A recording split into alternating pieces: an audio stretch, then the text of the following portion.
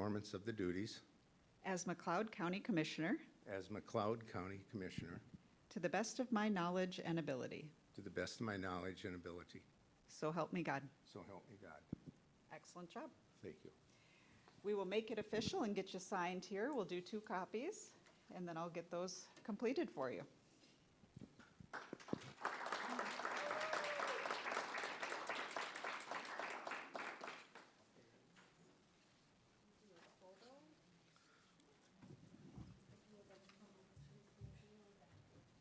Just give us 1 minute to finish the paperwork here.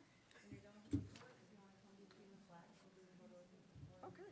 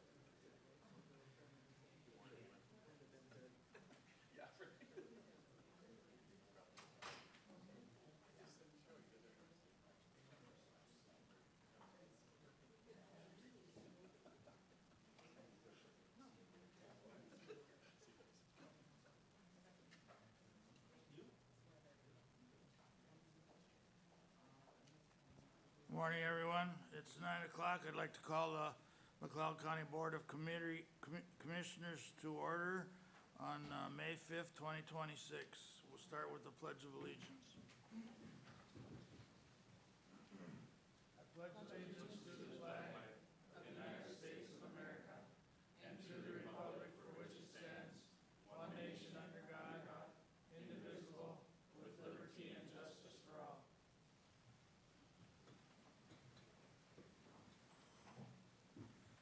Again, good morning, everyone. And for those that don't know, we just got done swearing in our new commissioner for District 5, Tom Dahl, and I guess that's just, I don't believe the cameras were on, so welcome, Tom. Consideration of agenda items, any changes or additions? Mr. Chair, Yes. could we remove item 8A for further consideration before it comes to the board, please?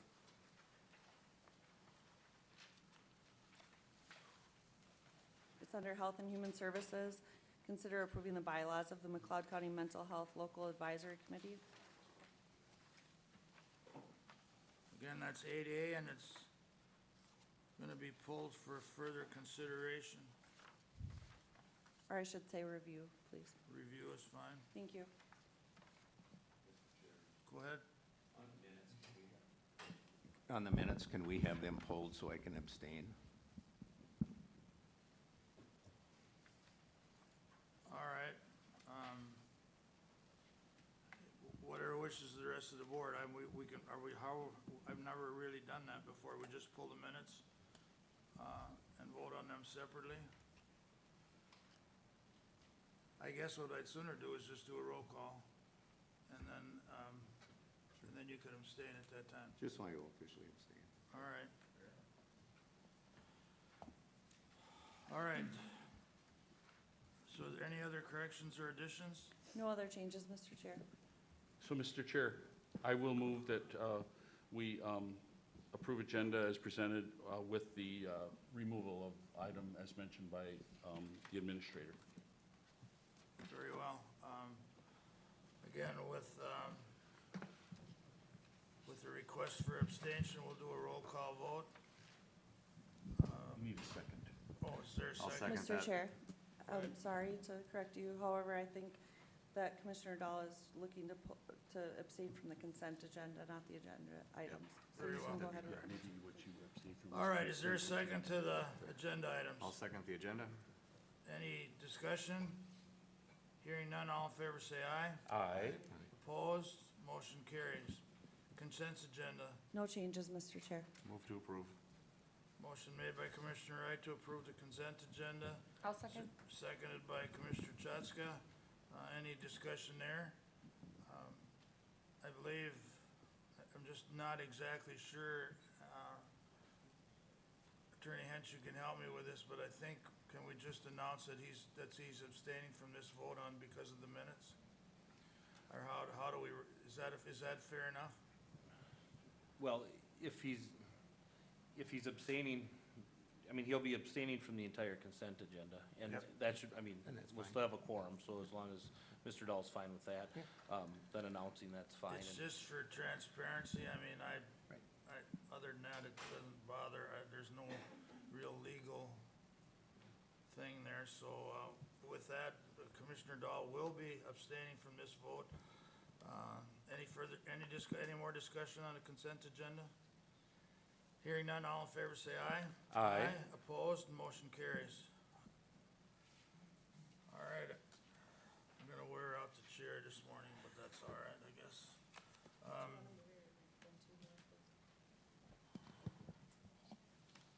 I have a couple proclamations to read this morning. They're to do with Mental Health Month. The first one, whereas mental health is an integral part of overall well-being and affects every aspect of a person's life, including their ability to live, work, and thrive within the communities, and whereas mental health conditions are common and affect individuals of all races and backgrounds, and in estimated that 1 in 5 Americans experience a mental health condition in any given year, and whereas mental health conditions are often misunderstood or stigmatized, leading to barriers in seeking help and accessing appropriate care and support, and whereas raising awareness about mental health and promoting mental health wellness is essential in reducing stigma and encourage every invasion and fostering supportive communities, and whereas mental health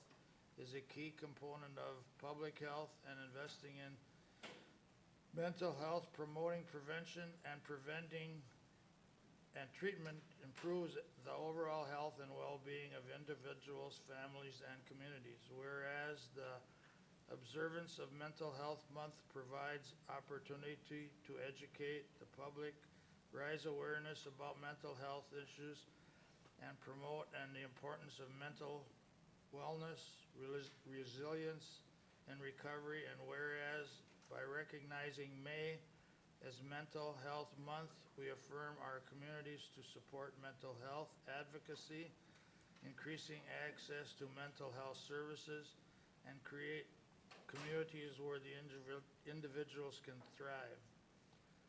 Now therefore, the chairman of the McLeod County Board of Commissioners does hereby proclaim that May 2026 is Mental Health Month in McLeod County.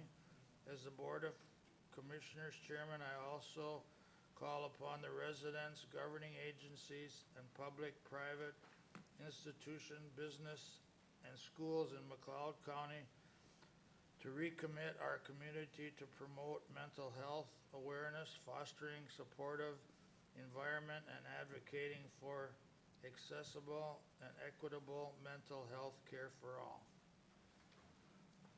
That's the proclamation for Mental Health Month, and this isn't in the agenda, but I also, when I get a chance as a veteran,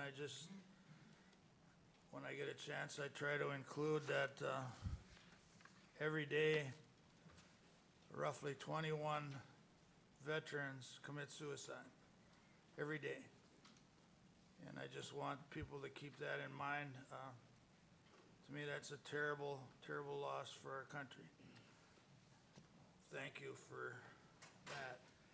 Now I have another proclamation for National Children's Mental Health Awareness Day.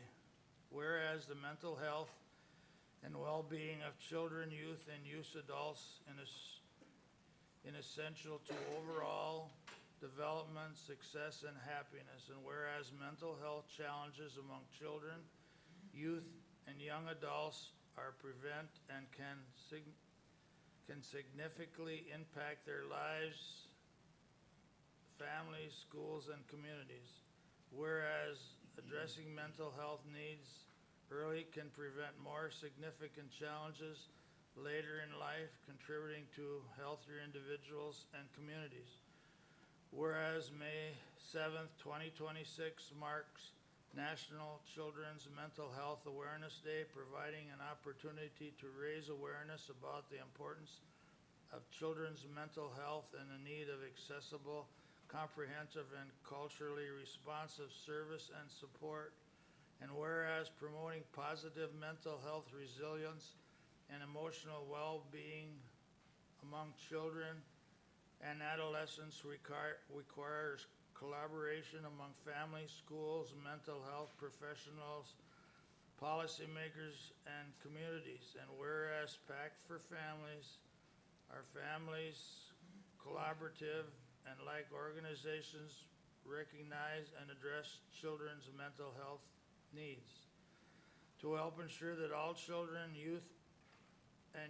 young adults have the opportunity to thrive, reach their potential, and lead fulfilling lives. Now therefore, the chairman of the McLeod County Board of Commissioners does hereby proclaim May 7th, 2026 as National Children's Mental Health Awareness Day. We urge all residents to join us and raising awareness about children's mental health, promoting understanding and acceptance and support efforts to enhance the well-being of children, youth, and young adults in our community. Thank you.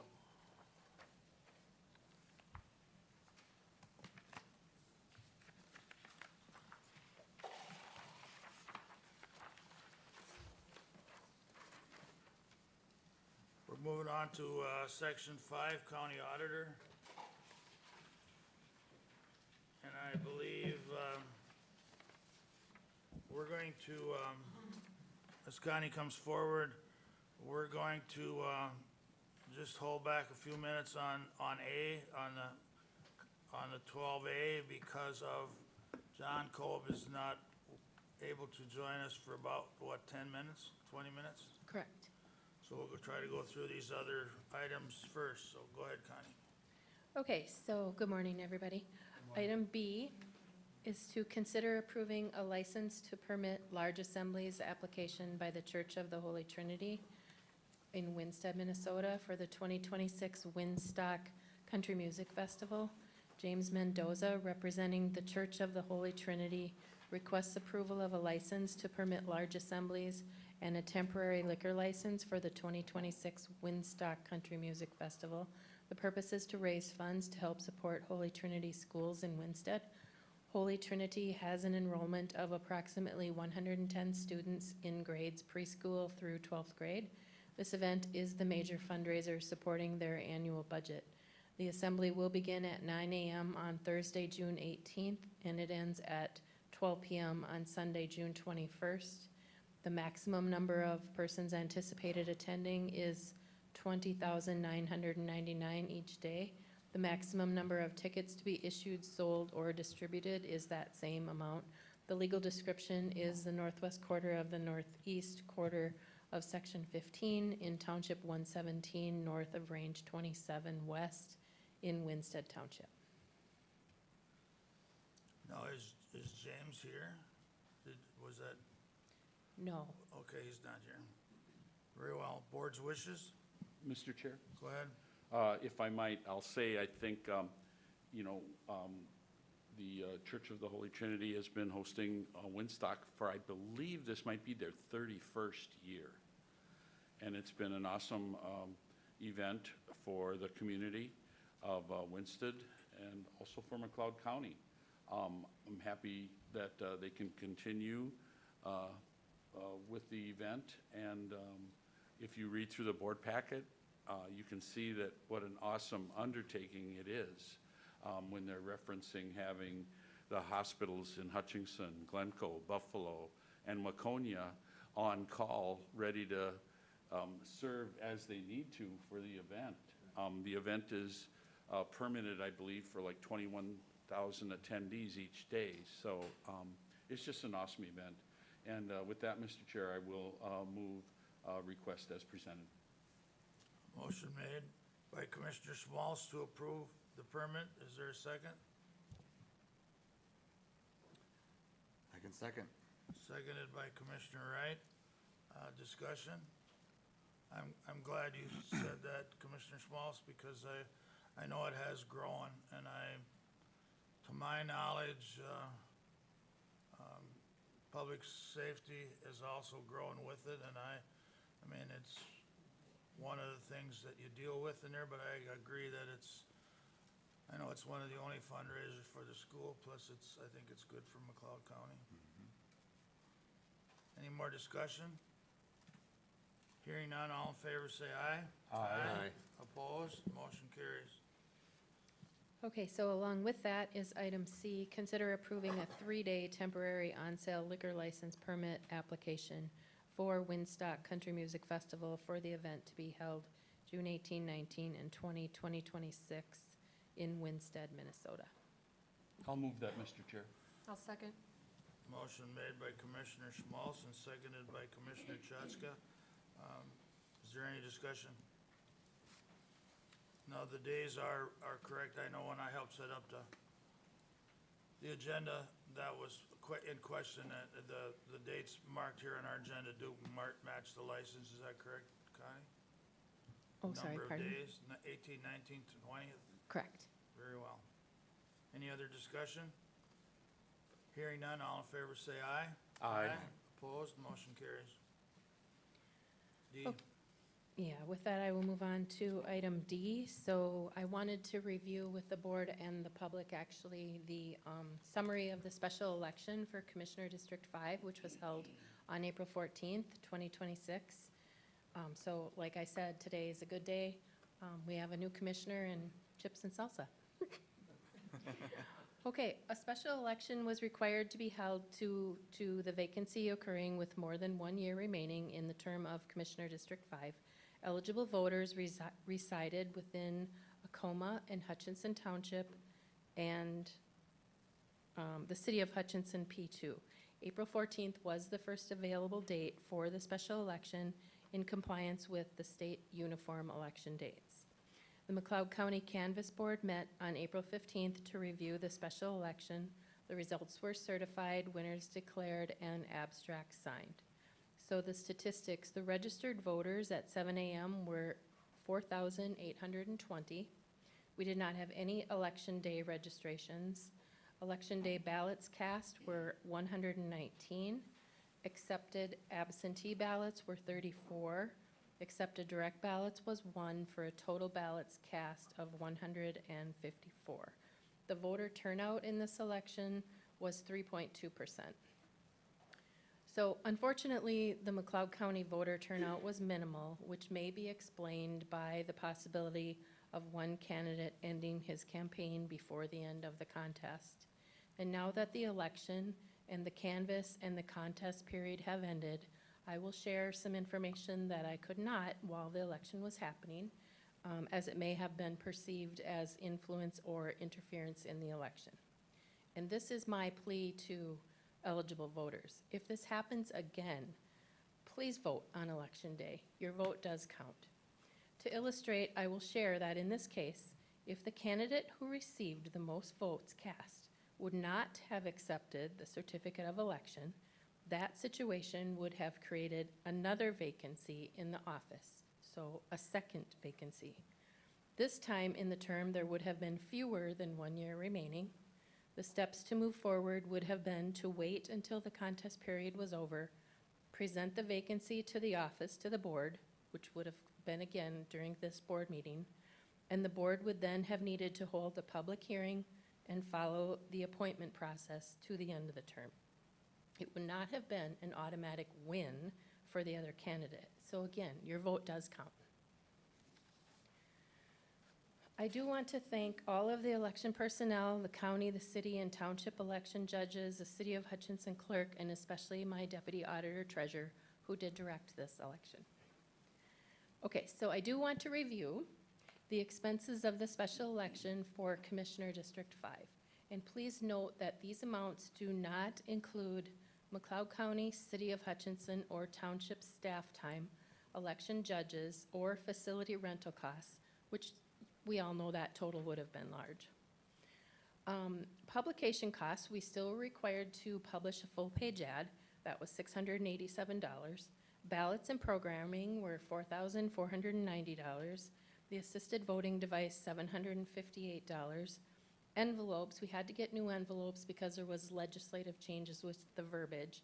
That was $975 for a total of $6,910. So finally, considering the lower turnout of 3.2%, the final cost per voted ballot was $45 for each ballot. Again, that doesn't factor in the personnel time or the facility rent.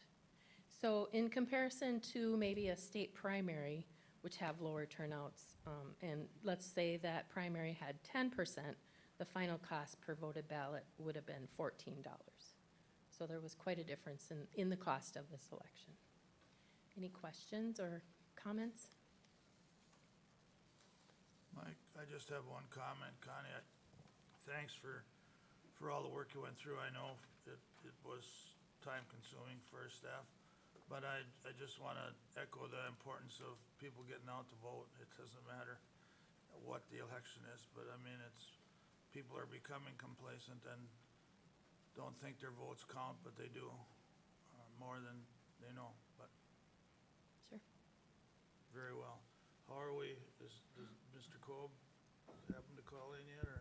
Yes, he is. Could we take just a couple of minutes to get it all set up? Yes, go ahead. Okay, thank you.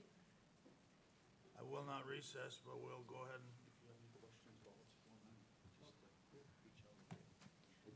So with the public meeting, I believe the first thing on the agenda will be to have the presentation from Chris Otterness. So I will sit down and the, and that process, Chris, that will, or Connie, that will include the bids we received, is that correct? yes, Very correct. good.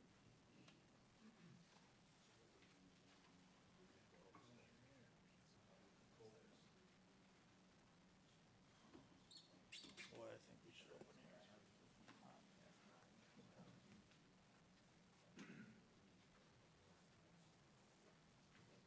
I can hear you just fine.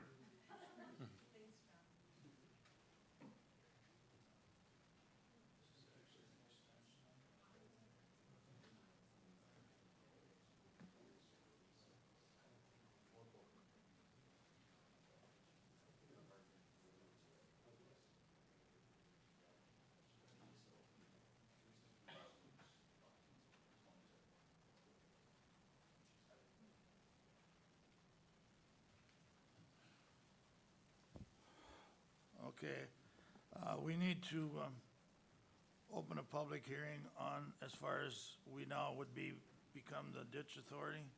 Sorry, Mr. Chair, this is just a public meeting. Just a public meeting? Not a public I was hearing. just advised.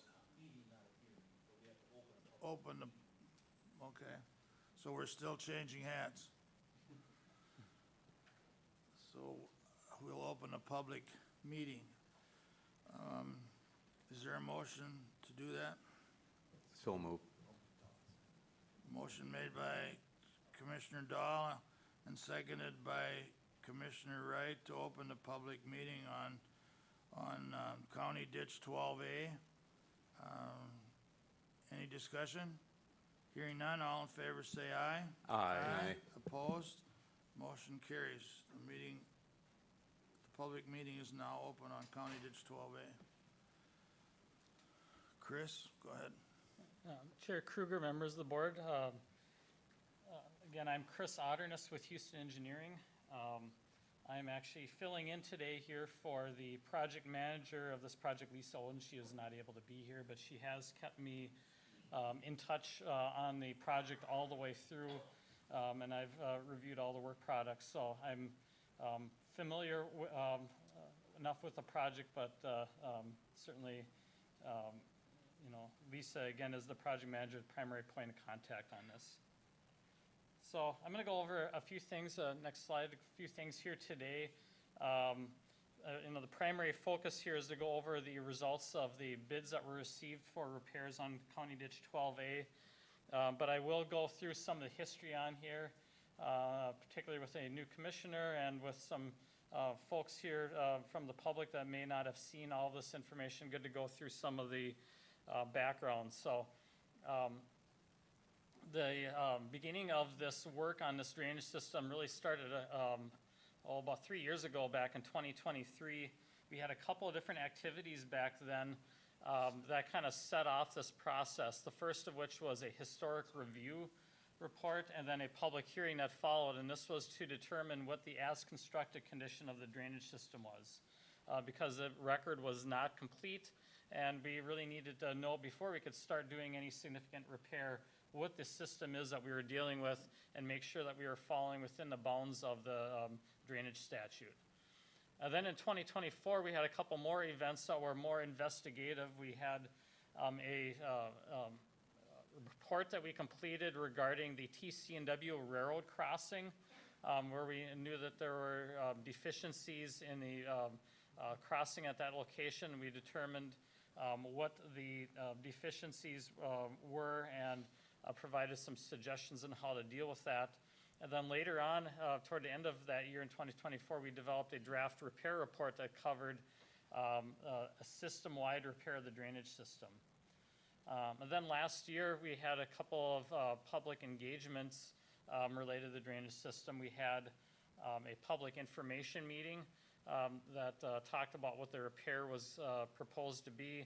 And then we had a hearing that followed a couple months later where we received public comment to inform whether or not to move forward with the repairs. And then at that time, it was decided that the best thing would be to move forward with the repairs, or at least to receive bids for those repairs. And now you can see again, there's been a gap now of almost a year from that time period to now we're actually receiving bids. And a lot of that was related to the railroad and engagement with the railroad on potential repairs, and I'll get into that a little more here in a bit. Next slide. So a little background on CD12A itself. Can you forward once more there?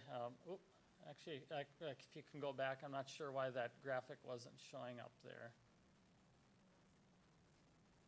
Okay. Well, what you would be seeing on this slide here is actually a graphic that shows a map of where the location of the drainage system is. In general, the downstream end begins in Glencoe Township, or outlets into Buffalo Creek. The other upstream end of the ditch is in Sumter Township, where it starts with a private ditch. There's about 5.3 miles of open channel that constitute the main trunk of the drainage system, but there are also a couple of short laterals to the drainage system. Next slide. So there are a lot of deficiencies in this drainage system that we found out through our review. We did compare surveyed elevations of the ditch to that as constructed grade we determined during the historic review. And we noted in our repair report that there were anywhere between 1 to 2 feet of sediment accumulation along the length of the ditch.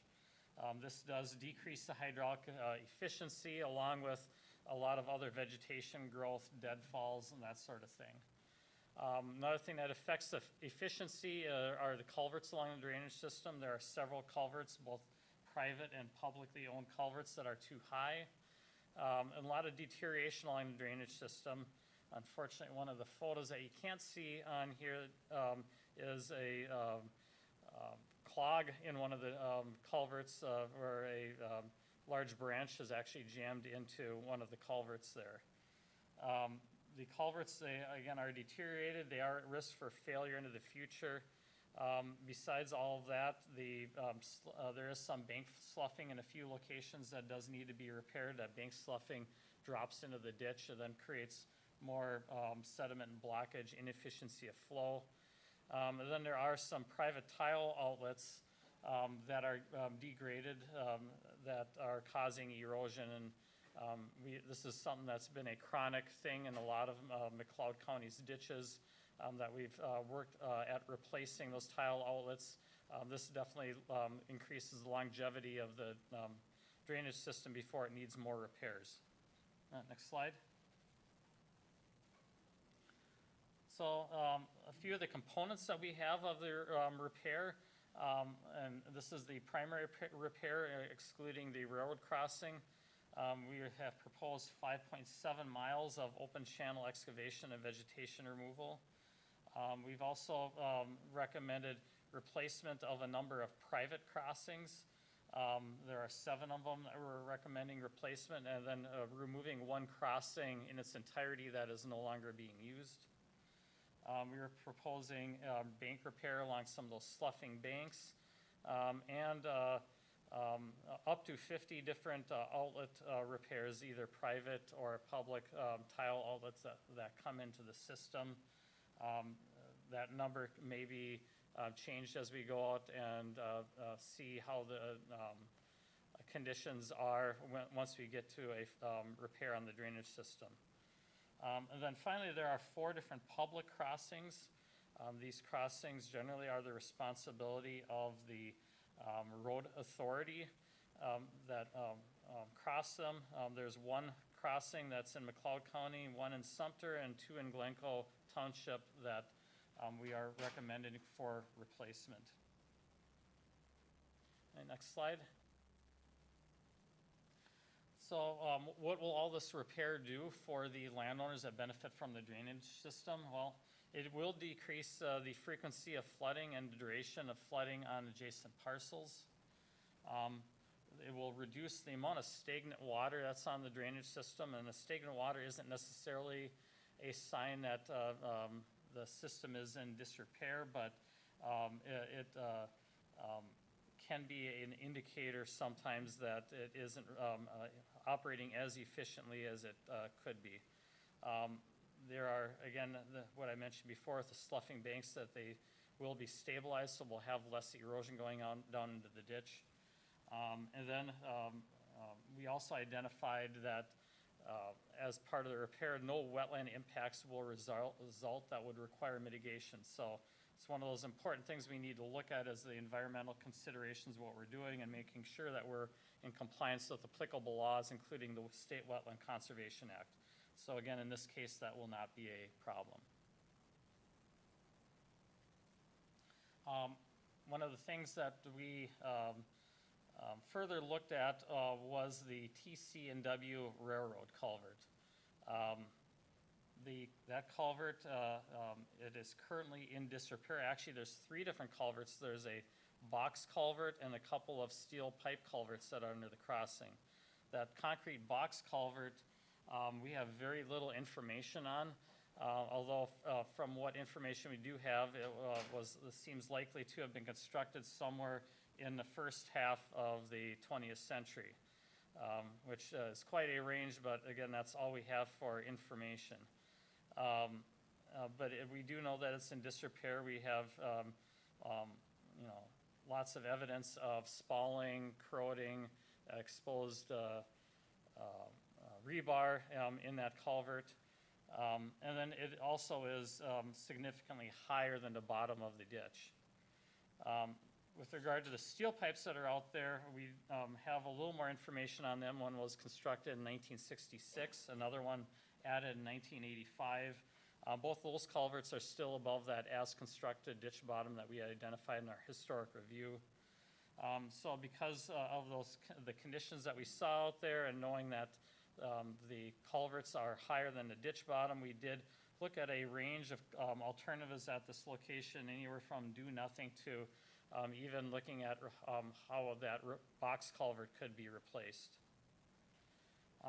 Because this culvert is owned by the TC&W Railroad, we have been engaged with them on how those culverts would be managed. We did notify the railroad that there were deteriorating conditions in this box culvert and the need for repair. The railroad has not, however, currently prioritized a repair of any of the culverts at this location. Next slide. So as we completed our review, we looked at several different alternatives, including open cutting the box culvert through the railroad. This actually was determined not to be financially feasible. If you could advance the next slide, please. The other alternatives we looked at that wouldn't require a closure of the railroad included boring culverts that were underneath this location at that original ditch bottom grade. And we looked at a wide range of sizes of culverts, anywhere from 24 to 72 inch. Important to note that even adding these culverts, it does not fully address upstream surface flooding. There's still, even if we were to go as large as the 72-inch culvert at this location, there still would be flooding at the surface for various rainfall events. And very important to note that even regardless of what happens here at this crossing, the open channel repairs that we proposed in our repair report are still needed and still provide a value whether or not that ditch crossing of the railroad culvert is modified. So very important to note that our opinions on the open channel repairs do not change regardless of what happens at the railroad crossing. Next slide. So summarizing what we looked at in our report on the railroad culvert, we did note that there's a significant cost to any of these options of boring a culvert underneath the railroad, and that they do reduce peak water surface elevations to some degree, but the added efficiency isn't a large amount of added efficiency added by any one of these alternatives. And, you know, I guess the biggest bang for the buck that you could get out of a crossing here would be utilizing the smaller 24-inch culvert under here. It wouldn't be quite as much of an expense, and it does provide you some value. Next slide. So we did develop plans and specifications for this railroad crossing, and there are multiple attempts to coordinate with the railroad to receive a permit. However, there were challenges with that. If you can move to the next slide, please. One of these challenges was with insurance coverage. The policy of the TC&W Railroad and their permit dictates a very large coverage, $6 million. And, you know, the big kicker of that is that they require that coverage to be in perpetuity over the crossing. And we simply have not been able to find a provider that would be able to provide coverage like this. This is something that's very atypical. Cost of something like this, even if we were to be able to identify insurance that would cover this, would have to be passed on to the benefiting landowners. Representatives from the county are still working on this and are actively discussing with the railroad how we might be able to negotiate a feasible resolution to this, but you know, we have not been able so far to come to any sort of resolution or alternative means of meeting the railroad permit. But nonetheless, we did, to keep things moving forward, work towards soliciting quotes to you know, find other insurance providers, and then we also moved forward with getting quotes for the work itself under the railroad. Next slide. So I'll talk now next about the bids that we did receive for these two efforts. We did divide this up into two different bid packages, one for the open channel and culvert repairs excluding the railroad culvert, and then one separate bid package just for that railroad culvert. So for the open channel repairs, the bids were solicited via an electronic bid process that we use very frequently called Quest CDN. We were able to obtain 11 different plan holders with this process and received 5 different bids. We held those bids last week, and the engineer's estimate that we prepared ahead of time for all this for a base bid and 5 different alternatives. These alternatives were for completing the private and public culverts, and also completing work on the outlets into the drainage system. That engineer's estimate was roughly $750,000. When we got the bids back, the lowest bid for the base bid and all combination of those alternatives was $478,000, so quite a bit underneath our engineer's estimate. So we felt like that was a very good bid, and it was that low bid was from Rickert Excavating.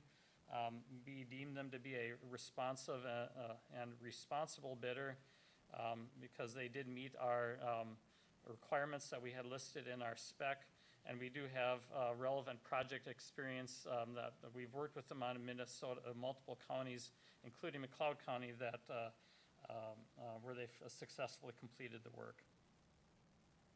And all this is summarized in the memorandum that was provided here regarding the recommended award for the repair work on the open channel. Here's a quick summary of the bids that were received on the next slide. Again, this includes work on that base bid, which for the most part was open channel excavation, and then each one of these alternatives that would could be selected from to be added onto that, depending on what the board feels is necessary and responsible for the work being completed. Some of these require additional engagement with the road authorities. I understand that the County Public Works Director has indicated that he is in favor of moving forward with alternative 3 for the McLeod County culvert. But certainly more input is needed from Glencoe Township and Sumter Township on what their preferences would be.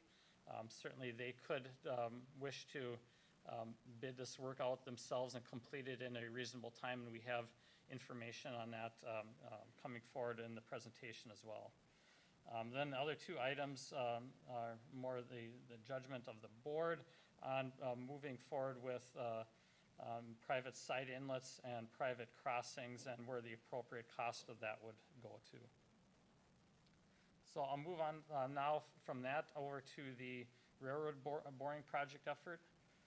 So we likewise received bids for that on the same date on October 30th of last week. For that bid, we did have 6 plan holders and 3 bids that were received. Our estimate ahead of time was $337,000. The lowest bidder for this one was R&R Excavating at $239,127. They indicated in their bid that they would be utilizing 2 subcontractors, Plute Horizontal Boring and Corner Post Erosion Control. Based on the information that we looked at that was provided in the bid, R&R Excavating appears to be a responsive and responsible bidder and meets the minimum requirements, also considering the work that their subcontractors have done. Next Mr. slide. Chair? Question, Chris, maybe you're getting to it. What size boring was the bid applied to? This bid was for the 24-inch boring. Thank you.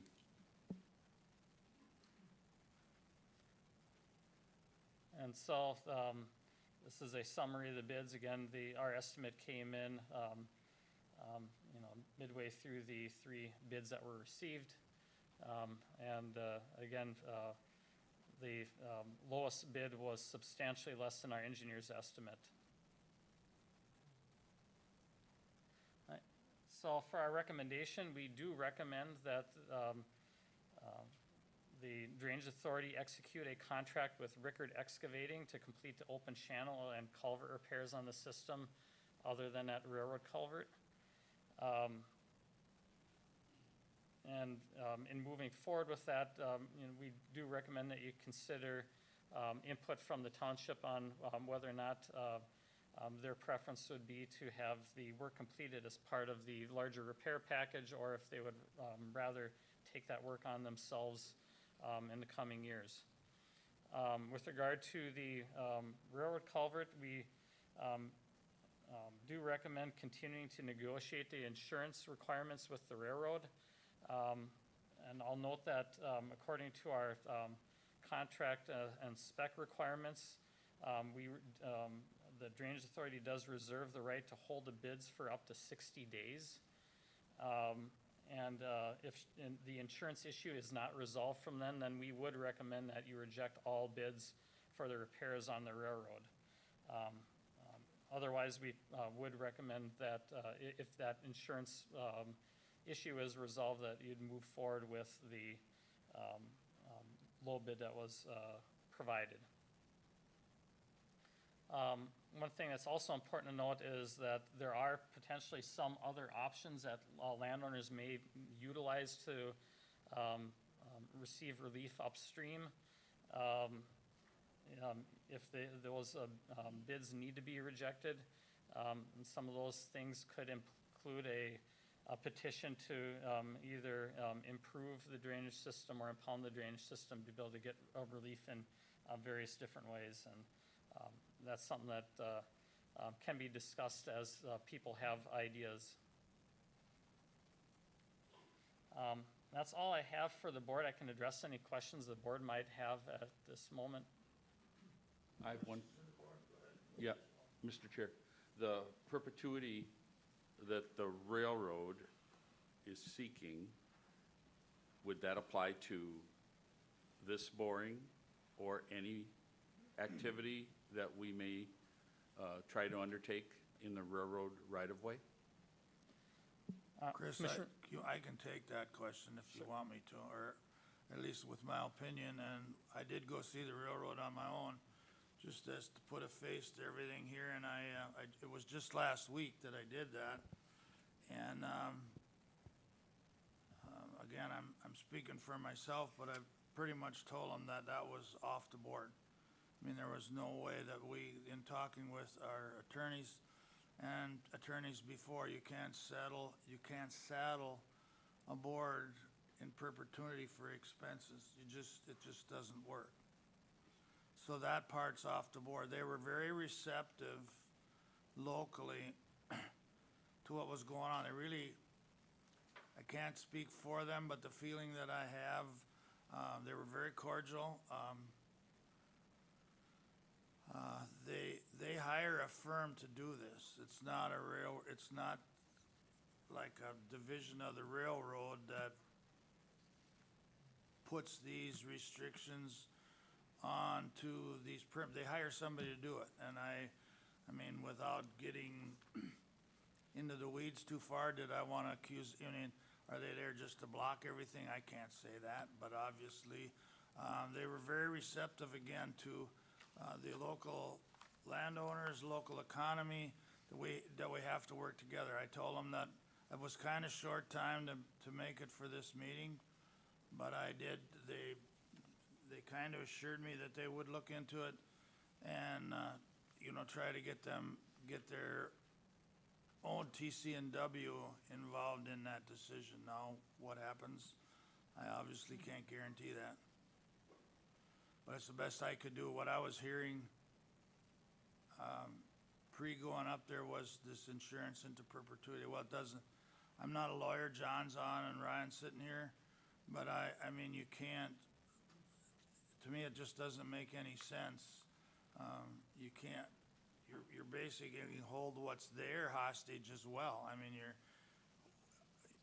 it just doesn't, I don't know how to explain it. It just doesn't make any sense. I don't know where it came from, but it's here. John, do you have any comments on that? I can comment, Commissioner. You are correct in terms of this is beyond the local office, local folks. The vendor that they have that manages these, I don't know what I guess it would be called, like utility licenses. They really have no flexibility. They just do what they do. And I'm not sure kind of where they get their standards from or where they get their instructions from. So I think that part of your conversation, you're absolutely right. If there's to be a change in this, it would have to be done locally. But the insurance requirement, as I read it, would apply to the crossing and as you say, in perpetuity. And so we would typically buy insurance to cover our operations while we installed everything until it was installed and stabilized and maybe even accepted by the entity that, that we're crossing. But we would typically not have insurance going forward in perpetuity. And my concern about the way that the language is drafted and the actual policy that they want is that anything that happened at that crossing, even if it was their own box culvert that failed, they would then attribute to our manipulation, whatever that new manipulation was. And in this case, it's jacking another culvert under the box, but they would attribute that to us. And so we would basically be taking on responsibility via insurance for their crossing forever. And we have not been able to find a product or an insurer that will provide us with that product going forward. So Those are my concerns about the insurance. I just don't think we're going to get there unless the local folks say, hey, we're going to waive that requirement. You just need insurance for the installation. And then once we believe that the installation is complete and we can accept it, then we're free to go and the water's free to pass as it always has. But I just don't know when and how we get there, and certainly not on the timeline that we'd like to pursue for the installation of the repairs. John, thank you. I didn't get a chance to talk to you much after I was up there, but that is, I guess I didn't have the 60-day goal until today, but I quite frankly told them that the perpetuity insurance was off the table. I mean, there was no sense if they couldn't do better than that. That was just something, because I don't want to speak for all the board, but that's been, we just can't enter, we can't strap anybody with costs down the road that we don't, that it's an open-ended cost. They could raise rates every year. So, again, I can't guarantee anything. For me as an individual, I can work to expedite an answer in 60 days. But again, I sit up here in front of the board, it's your guys' watershed. So I guess we're gonna have to just have that debate or discussion right now to see how we wanna pursue this. I guess for me, I guess what I'd like to hear first is what the bids themselves work, how they came in, or if that's a feasible amount of money to spend on the system or not. That's the most important part, I guess. I can't get any better. How many years has this been going on, and the railroad threw more roadblocks up? And again, I'm not gonna, the locals were pretty good, so that's our only chance, or the only chance I feel that may help us, is if they step in, and I basically told them so.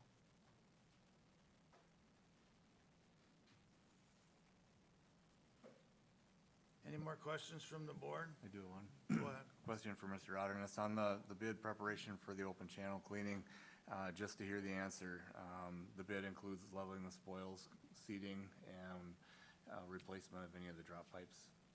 Yeah, Commissioner Wright, that is correct. It includes all of that with the repair component. Okay, thank you. And I guess for now, on the construction part, is there questions from the landowners? I'd like to stay with the project if we could. Go, Larry? Larry Phillips? My question is... So wait, we'll get you a mic or else come up. With the drainage attorney Colban line, he can't hear very well unless we use the microphone system. Okay. Thank you, I appreciate it. I guess my question is, how much is this gonna end up costing per acre? You're saying 478,000, Chris? And then if we do the boring, we're talking 750,000? So break that down per acre for us.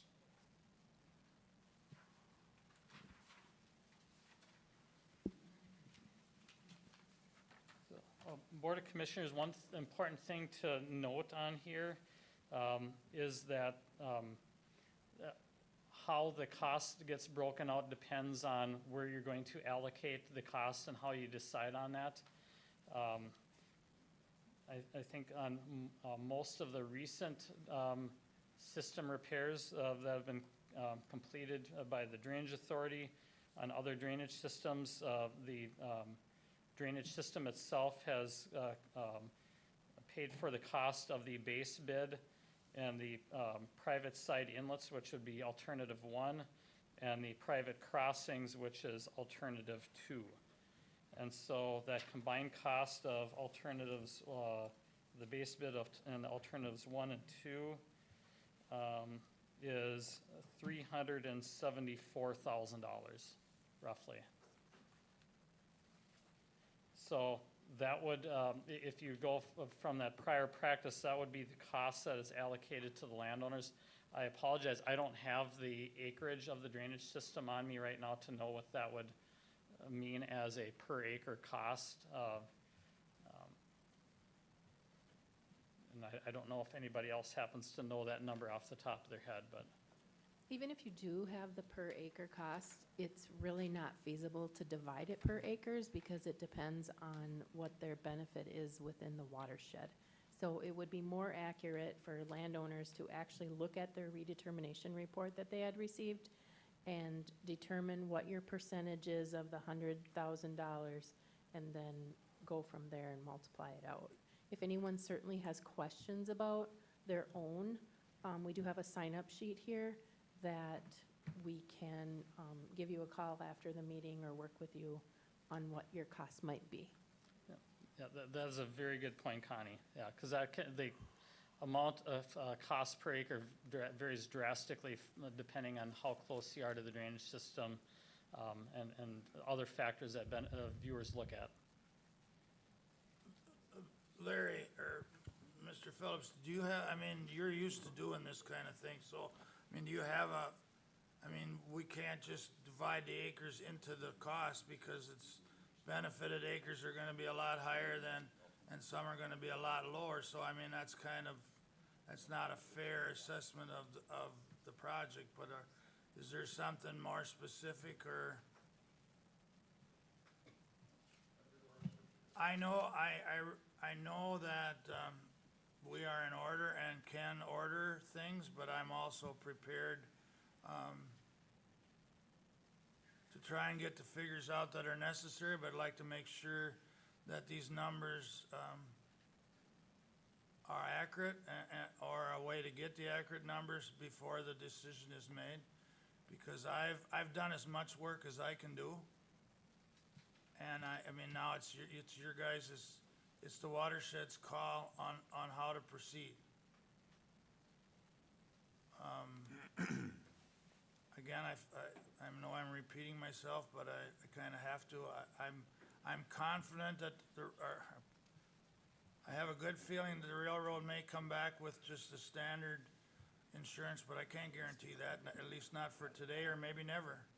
But they are looking at it, and I'll probe them a little bit to do that. But without you guys do have your maps from the redetermination, so you are able to run these numbers. And how do we want to proceed here? This is your watershed. You've heard pretty much the facts, and if you got some questions on what's going on, I'd appreciate you asking them. Because if we can get more numbers, we'll go digging for them. But you've got the gist of it, so I guess I personally would like to hear the overall thoughts of how we proceed.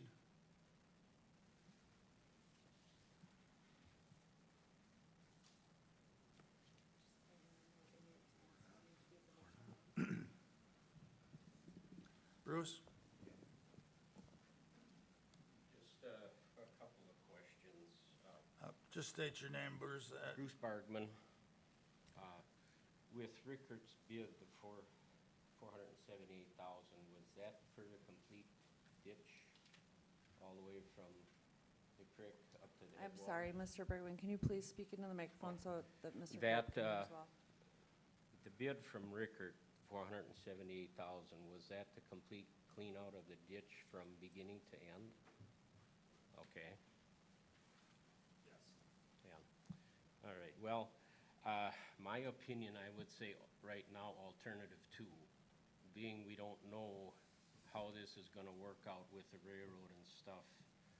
I'm very hesitant to just go ahead with it and let's hope that we can find insurance. And if we do find insurance, what is it gonna cost? And if it's, a perpetual insurance policy, if the box culvert does go bad, is the watershed gonna be responsible for repairing that too?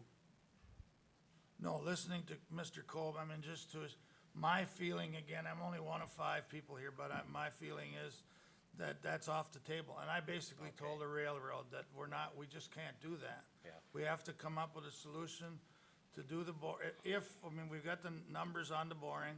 I said I wanted a solution or a permit that would let us do the 24-inch boring, with, I don't wanna say a standard, cause I talked just like an everyday guy when I was in there, but to give us a permit that we were insured and gave out, a qualified, end or, to the actual boring, just that it was Right. good, done, signed off, and we're done, that, just like a normal. Normal Right. project. And again, I'm one person, but I think that is part of what you guys can help us advise. Do you want to start moving forward with the cleanings and just hold back on the, I guess, on the boring? That is an option. I'm not done. I'll work my butt off to get anything done here, but I'm not gonna advise, but right now, all I got left is to keep working on the railroad to get, I said, if you're not gonna do it, tell us that as well. no, If no, this is gonna stand, no, and that's when I found out that they really have nothing to do with the railroad.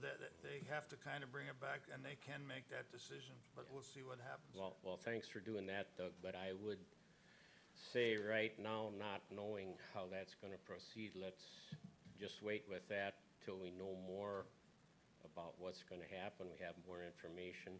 Let's go ahead and get the ditch clean, get the private crossings repaired to where the water will flow, and take it from there. So, Mr. Chair, if I may. Thanks, Bruce. Is there anyone else that would like to give their thoughts? Connie? If I could just clarify for the people here, the screen that is up there currently, row 1, Rickard Excavating, is for the repair bids. It does not include anything for the railroad. So you're looking at the base bid, alternative 1, 2, 3, 4, and 5. Mr. Chair, I'd like a little bit of clarification too from Mr. Bergman. When you say option 2, do you just mean alternate number 2? You don't Yeah, mean base? You don't mean alternate alternate number 1, 2. 3, 4? Right. You don't mean any of that? Alternate 2, Just that one, no base bid or anything? with the base bid, yes. Okay, so base bid plus alternate 2. Mhm. Okay, thank you. Is that good?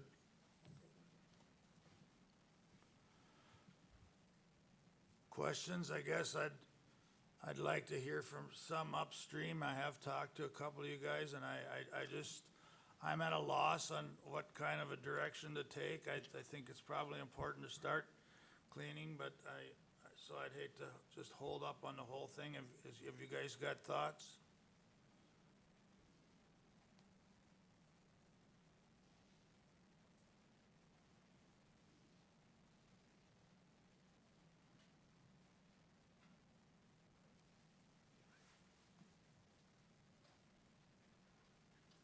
Good morning, Mr. Youngklaus. Please state your name.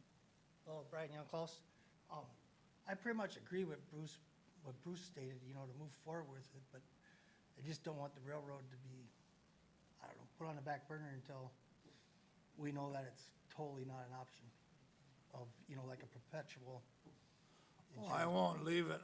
The bid's only good for 60 days, so, I don't know how we're gonna get a notice to you or to whoever, but we'd have to, I'd work, my goal would be then to work with the railroad the best I can and get an answer before the bid date sunsets.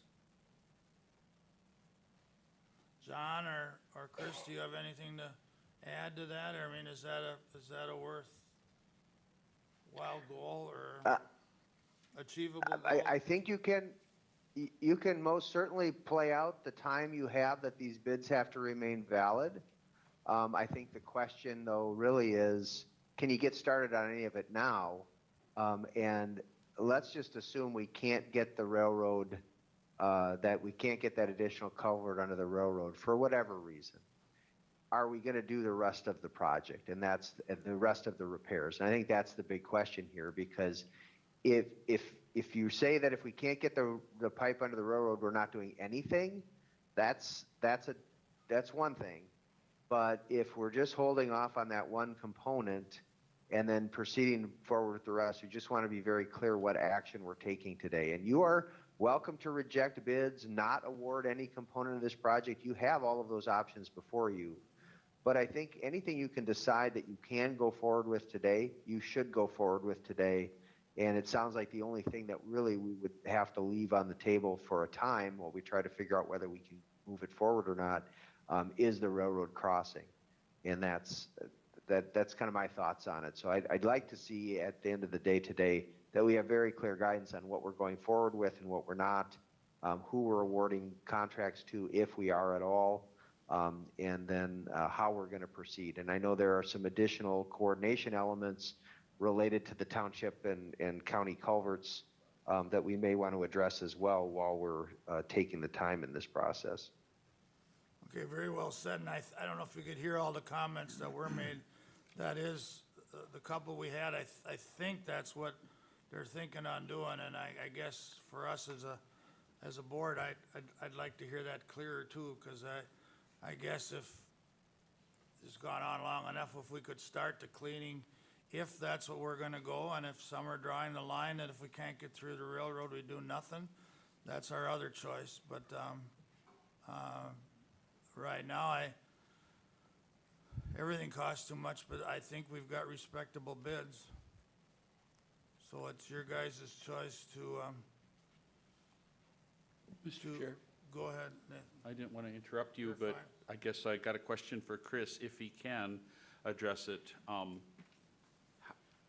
The assumption of us doing the repair minus the railroad, how detrimental is that to the parcel owner on the upside of the railroad? I mean, I thought we had slides that showed some of that previously, or maybe Lisa brought some of that in when she was here. Can you comment on that? Sure, Commissioner Small, so we feel, and it's our opinion, that the repair of the open channel, including the replacement of the non-railroad culverts, it has independent utility, meaning the landowners are going to get value out of that upstream of the railroad, regardless of if the railroad crossing moves forward. In fact, it's in our opinion that actually is going to provide more benefit to the landowners upstream than even the replacement of the railroad culvert. The railroad culvert just augments that work. So it would be our recommendation that that work move forward regardless of what happens with the railroad. Regarding damage, you know, this condition has been there a long time with the railroad culvert, and so I guess I wouldn't say that inaction is necessarily a damage to the landowner, but there's an opportunity to essentially get additional benefit than, or additional, restore additional capacity that hasn't been there for a long, long time. Mr. Chair. Go ahead. I'm trying to work my way through it. I agree with what you're saying, as far, especially the upstream parcels. How about that parcel? Will the parcel next to the railroad experience more flooding or higher water events that would be worse than had we done nothing? Sure. No, I'm understanding the question now. The fact that we're, you know, sending water more efficiently down to that spot that is the, you know, choke point at the railroad. Our opinion is that no, that's not going to negatively affect that landowner. All those landowners are still going to gain benefit out of it. It's still the same volume of water that's going to be getting down there. It's moving forward, and there's plenty of capacity in those railroad culverts that are there now. It's just that the depth isn't there. And so when you even get a 2-year rainfall event, when it bounces up, it's going to be going through at such a rate that what we're doing with the repairs upstream is not going to negatively affect that landowner that is just upstream of the railroad. Thank you, Chris. Any new questions from the board? Just have one to clarify. When Mr. Barger and Mr. Youngclass mentioned base bid and alternate number 2, what were they doing with number 1 with the side inlet repair? Alternative one is for replacing a number of those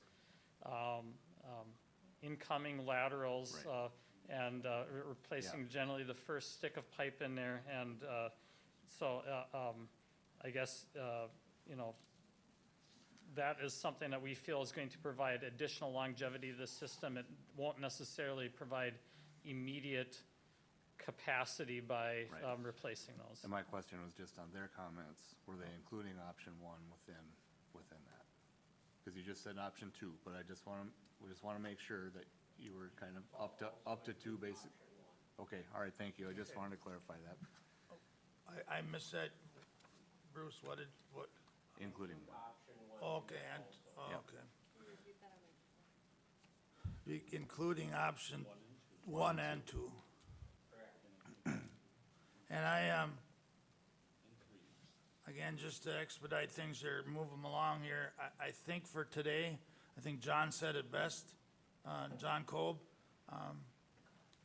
For today, if we want to get started, is to decide to go ahead with their cleaning or the repair on the open channel, and then just follow through on, I'll keep working on the railroad, and that doesn't make it, somebody correct me if I'm wrong, that does not, if it can't be done in the 60 days, obviously, it's has to be rebid, but that doesn't necessarily call the project dead if there's interest in doing that. Am I correct there? Yes, that is correct. One other thing I'll want to point out, I don't know if, I don't believe you've asked this yet, if there's a representative from either Glencoe Township or Sumter Township in the audience. It might be good to see if we can get opinions from them. Otherwise, you'll probably need to have engagement. Sorry, with that them was stuff. one of the members, Bruce is one of the members of the Okay. Glencoe Township Board, and there is others here, and I didn't see them jumping out of their seats, so I thought he was doing all right. No, I'm Okay. kidding, but no, they are here. He's coming up. After talking with Commissioner Kruger and at our board meetings and stuff, our position is that, well, the culvert on Imperial Avenue is not very old yet. Our position right now is gonna be when the culverts fail and need to be replaced, they'll be done at that time, they'll be put to the correct levels, then we'll go from there.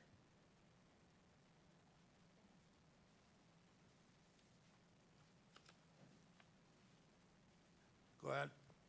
Come on up.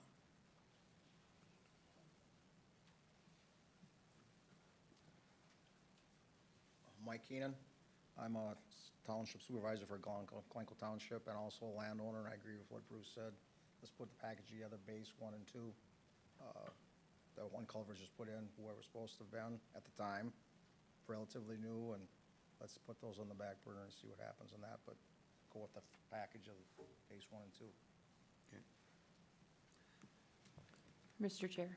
Go ahead. I see a couple guys back there from Sumter Township. I don't know if anybody wants to step up and give your opinion or your thoughts on that, but I'd kind of like to hear from them as well. I would as well. Again, it's not where I hoped. I mean, I had a little bit more hope in the railroad or getting they're done, but this is up for today. This is as far as we can go, but I would like to hear from them as well to see if this is a good starting place and how they could feel about their alternatives. Good morning. I'm Dean Zimmerman from Sumter. I'm not on the board or anything like that, but I know that culvert would be important for me to have changed because that would lower considerably, but we're way on the end of the stream there, so. But I would prefer that one was changed or fixed. They've added on both ends of it. The center isn't in the best shape, but it isn't failing yet, so. And that one is, Chris, that one is also high, is it not? Yes, it's quite a bit high.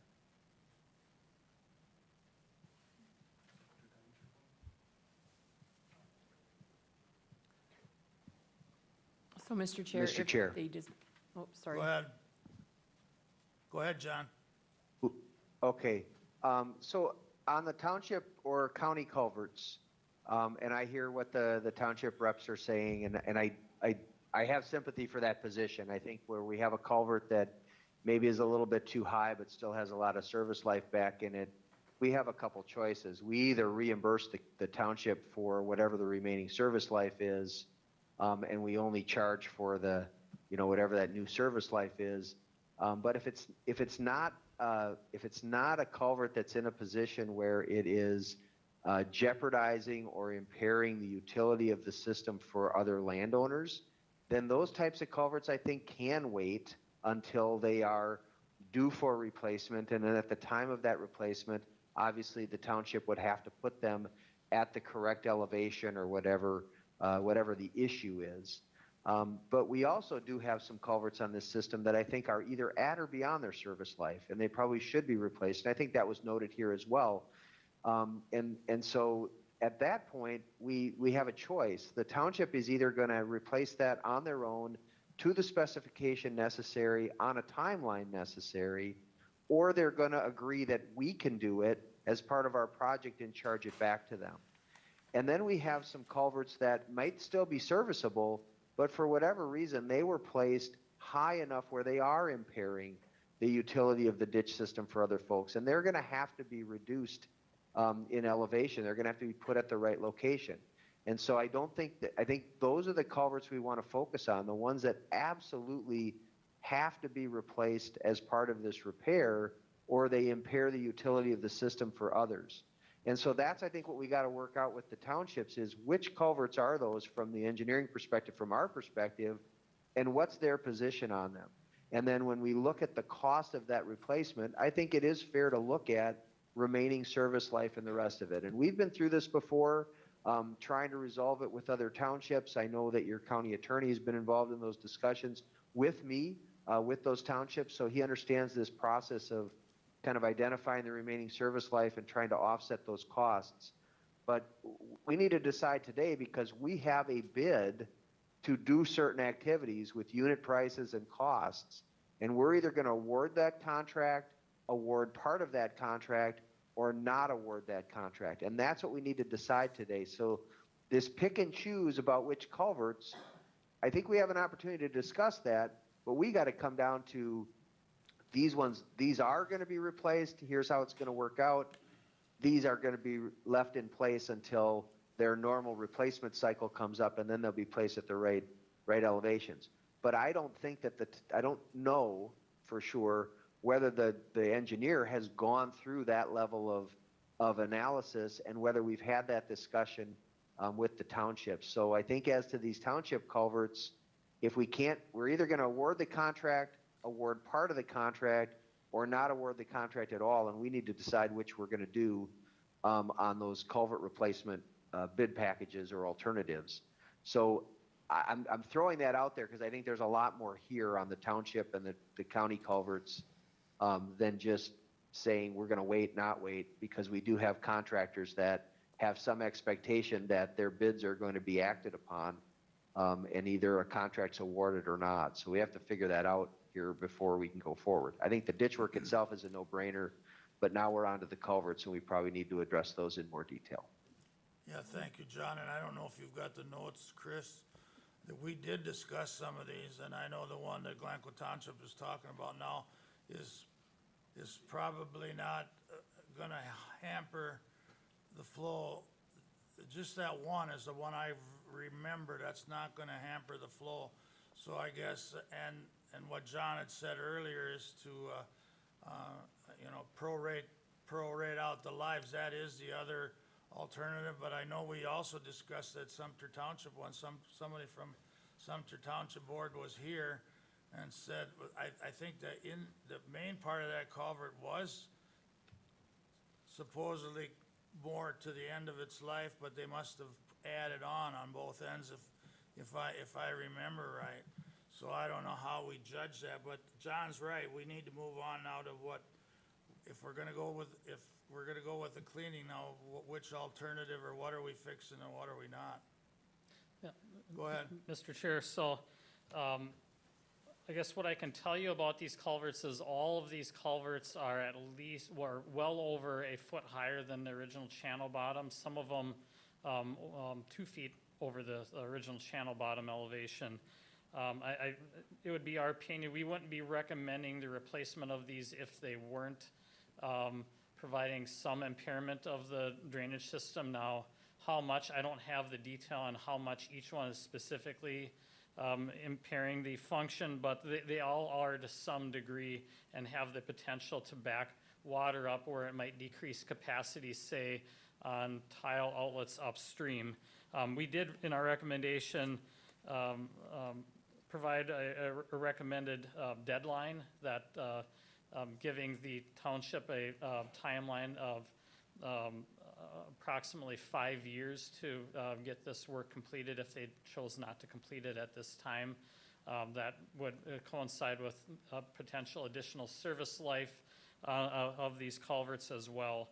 But I do recognize Attorney Kolb's point that if there is added value on it, and if it's, slightly above the channel bottom, we certainly wouldn't want to be, recommending a change at this time. I think these culverts that we're talking about in general are quite a bit higher than that original channel bottom.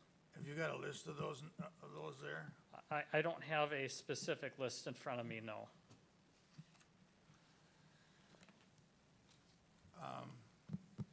It's a little tough. Yeah. I do remember having the conversation with Sumter, and the one the gentleman just talked about now. That one is sitting in a critical place, coming out of my words, a wetland area. That was pretty critical to get done. On what township road was that on? Laura, do you know, or what township? I don't know what the east-west road is. Mason 100.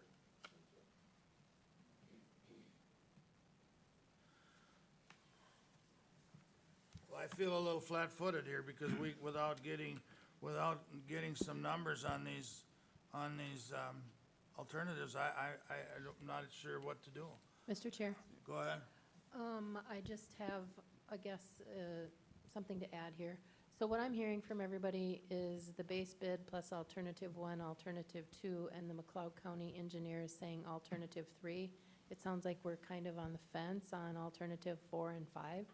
Perhaps you would like to recess, do whatever action on base up to 3, and then recess the meeting. I have a couple alternate dates if you would like to work on those, and then come back maybe later in May and hit alternative 4 and 5.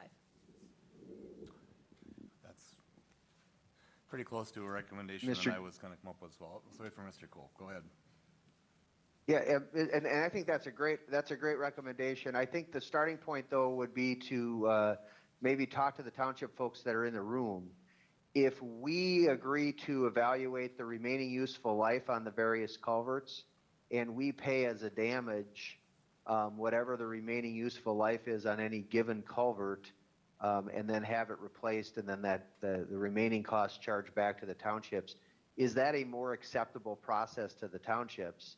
Because what I hear you saying is these culverts have useful life, we just assume they stay until their replacement schedule. Well, if we reimburse you for that useful life, doesn't that get you to the same place? And if that's something that's acceptable to the township, that's probably something we can turn around fairly quickly and work out. But we need some kind of indication from them on how they want to go forward. And if we're just going to get into a fight with the townships about this, then I would just leave the culverts be at this point. But I would really, I think there's some necessity, as the engineer indicates, to having the culverts replaced. And I think the reasonable solution, and we've done this in the past, is we just pay a damage if there's remaining useful life on a culvert, and we only charge the township for whatever that difference is. And so if that's something that might be acceptable, again, it's an alternative. I can't speak for the board whether it's acceptable to the board or not, but at least it gives us a starting point with the townships. And I agree with you, Mr. Cove, do we use an independent person to figure that out, or how do we actually prorate them? Because in You know, Indian, I'm there's not no sure one what here the from, process is. there's no Yeah, one I'm here not sure from. what the process is for township crossing ratings. I'm sure the engineer's got a process for that. County highway engineer, I'm sure, has a process for that. Townships might have their own process for that, when they go out and they do their road reviews. But I think that's something that we can either do independently, or if the townships agree, we can work collaboratively with them using our own resources. Well, I'm confident with Glencoe Township, but there is, unless I'm missing it, there's no one here from Sumter, is there? I don't think so. No, not, that's what I mean, off the town board.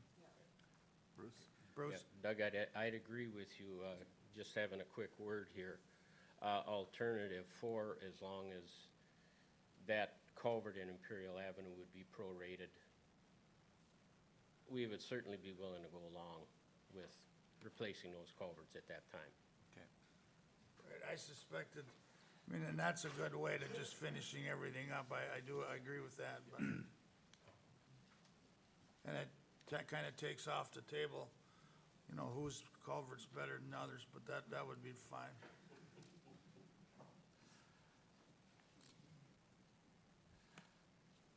But again, it's hard for us to make a decision without, Mr. Cobb, can we make that decision without any representatives here from the Sumter Township?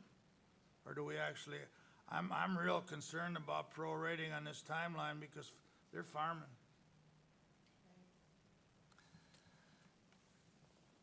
Or I mean prolonging or recessing is what I'm getting at. I don't know what a good date will be that we won't end up in the same place. Well, here's, I think, what's important, Mr. Chair. What's important is that I know we don't have Sumter Township, so we should at least have a conversation with them about this process, because before we go forward at all, the statute requires us to notify them, to say, hey, this repair is coming, this culvert needs to be replaced, here are the specifications and the timeline. Are you gonna do it? And here's the terms, you know, we're gonna reimburse you for remaining useful life or service life. Are you gonna do it along this timeline, Township, or do you want us to do it as part of our contract and charge it back to them? We have to give them that notice by letter and give them the opportunity to respond, or we could do that in a meeting and just have them review the letter at the meeting and sign off at the meeting. But so I think you're gonna have to recess for further consideration of alternatives 4 and 5. And then we're gonna have to set up a meeting with the townships and say, here's how we propose to go forward. Is this acceptable to you? Because if we just send them the letter without having some agreement in place or an understanding in place in advance, and they say no, you know, now we're in a situation where we've let a contract, we've got a contractor standing by and ordering materials, and we got nothing for them to do because the township's refusing. So we've got to work through this process. So I think as to alternatives 4 and 5, I think recessing and bringing it back after we've had a chance to coordinate with the townships is probably your best bet. And then we have to be cognizant of the timeline that these bids will remain open.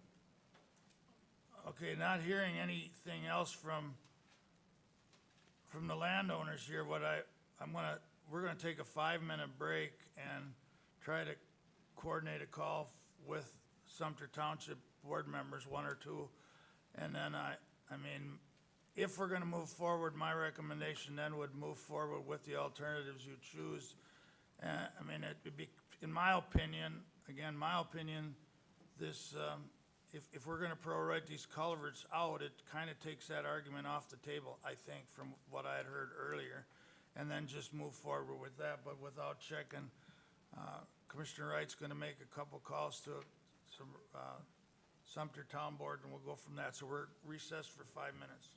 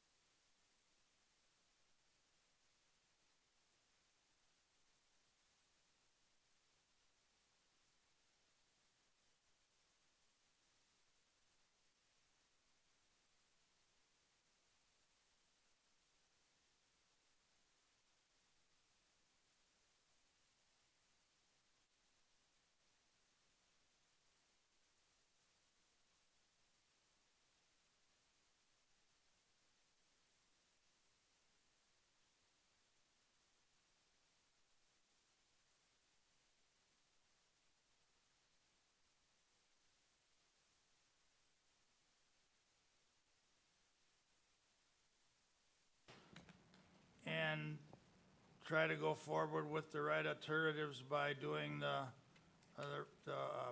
prorating of the culverts and just do them all? All that are Okay, necessary to do, I should say.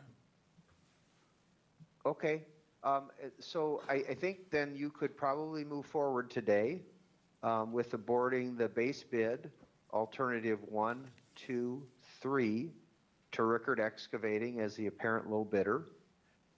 You can conditionally award alternatives 4 and 5, subject to final coordination with Glenwood and Sumter Townships on culvert placement, grading, and costs. And so I think you could do that today, and then we can independently have the conversations with the two townships.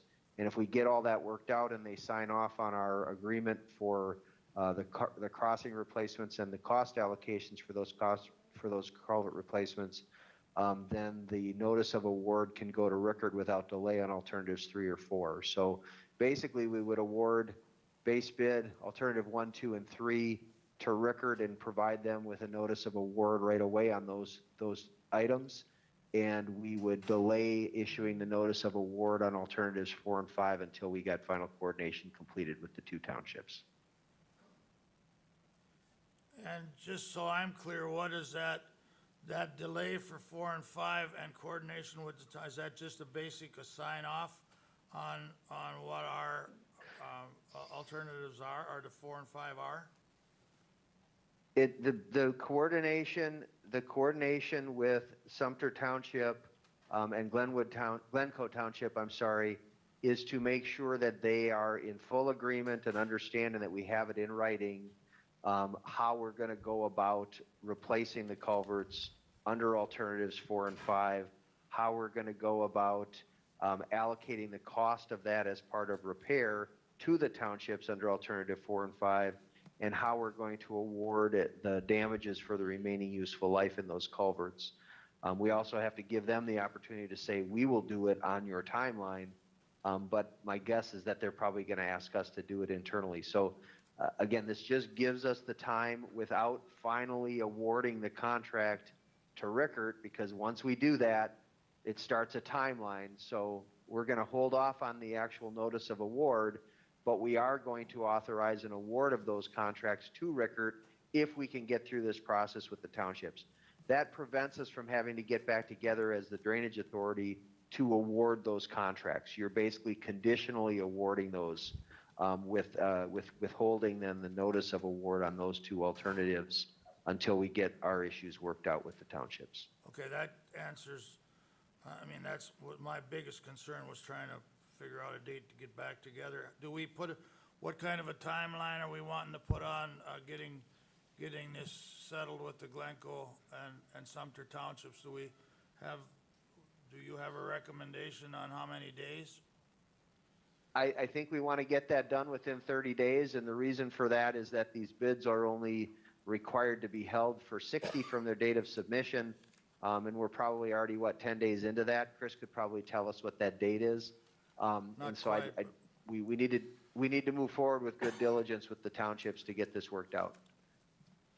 Yeah, regarding the date, we would be able to hold on to them until June 29th, but I agree that you probably want to aim for sooner than that, just to make sure that we're not,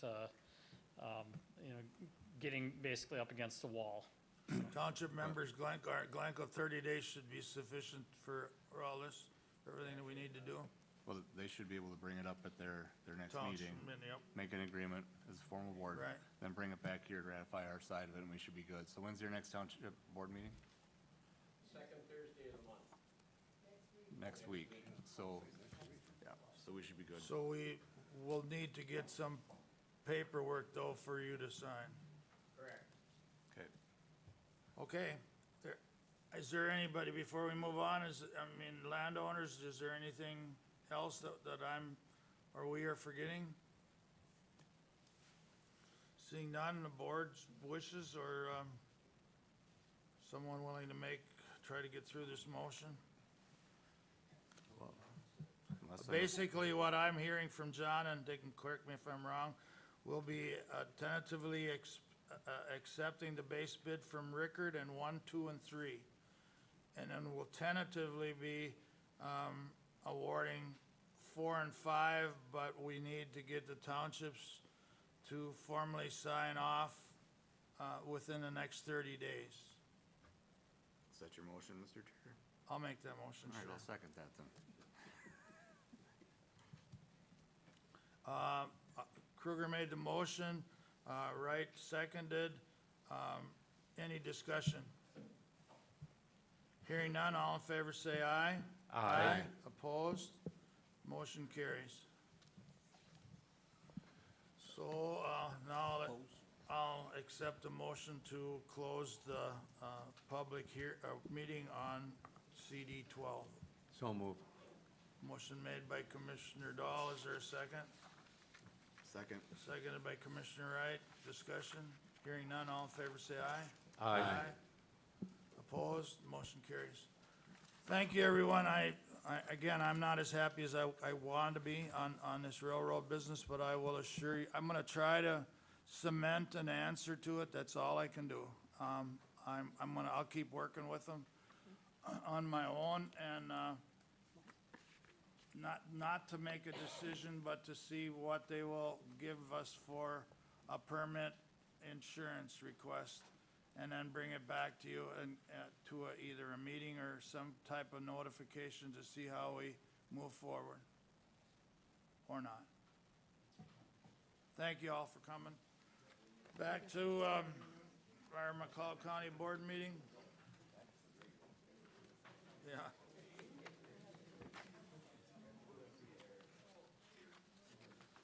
Joe, I know it's you, but I can't find you on building maintenance, Joe.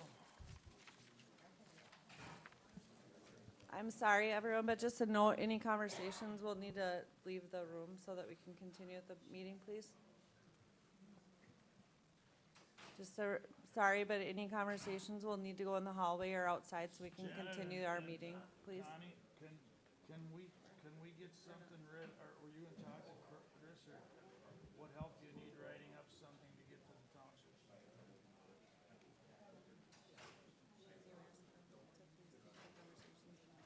Yeah, we need to take the conversations out in the hallway now if we can, so we can do our, it doesn't sound like much, but it's like mumble up here, that's all we can't hear, so. No, All right. go ahead, Joe. One item for your consideration today. Item A, consider approving a proposal from Safe Basement Systems of Litchfield, Minnesota to waterproof a portion of the basement of the courthouse, the McLeod County Courthouse, on the east wall at a cost of $8,563.99 with funds from the Courthouse Building Funds 01111. We've have water leaking into this portion. Ultimately, I think it has occurred for a very long time. The studs on the wall were completely rotted out, and it's seemingly gotten worse. There's been a few attempts to come up with solutions, and we feel this is really our best bet to ultimately keep the water from protruding into the building there. Question, Joe, is that water, that's from the entrance doors there to the government, or to the courthouse, did that get worse when that downspout was put there? Is that part of the problem? I can comment to that, Mr. Chair. Go ahead. He wasn't here when we had to do that project. That was resolved. That downspout from the water was built into the ground. It used to freeze up a lot. We've had heat tape put in. This is a different, So this is, these no, are that not tied drainage goes together. down. This is the drainage coming from the grading All right. from the east side of the courthouse, right, Joe? There's Oh, where the it's- tree's been taken away and all. Yeah, and Yeah. we have had it repaired, but it continues to come in when there's heavy rain, and you know that the water table is very high in that area of Glencoe, which Joe has done research on and worked on too.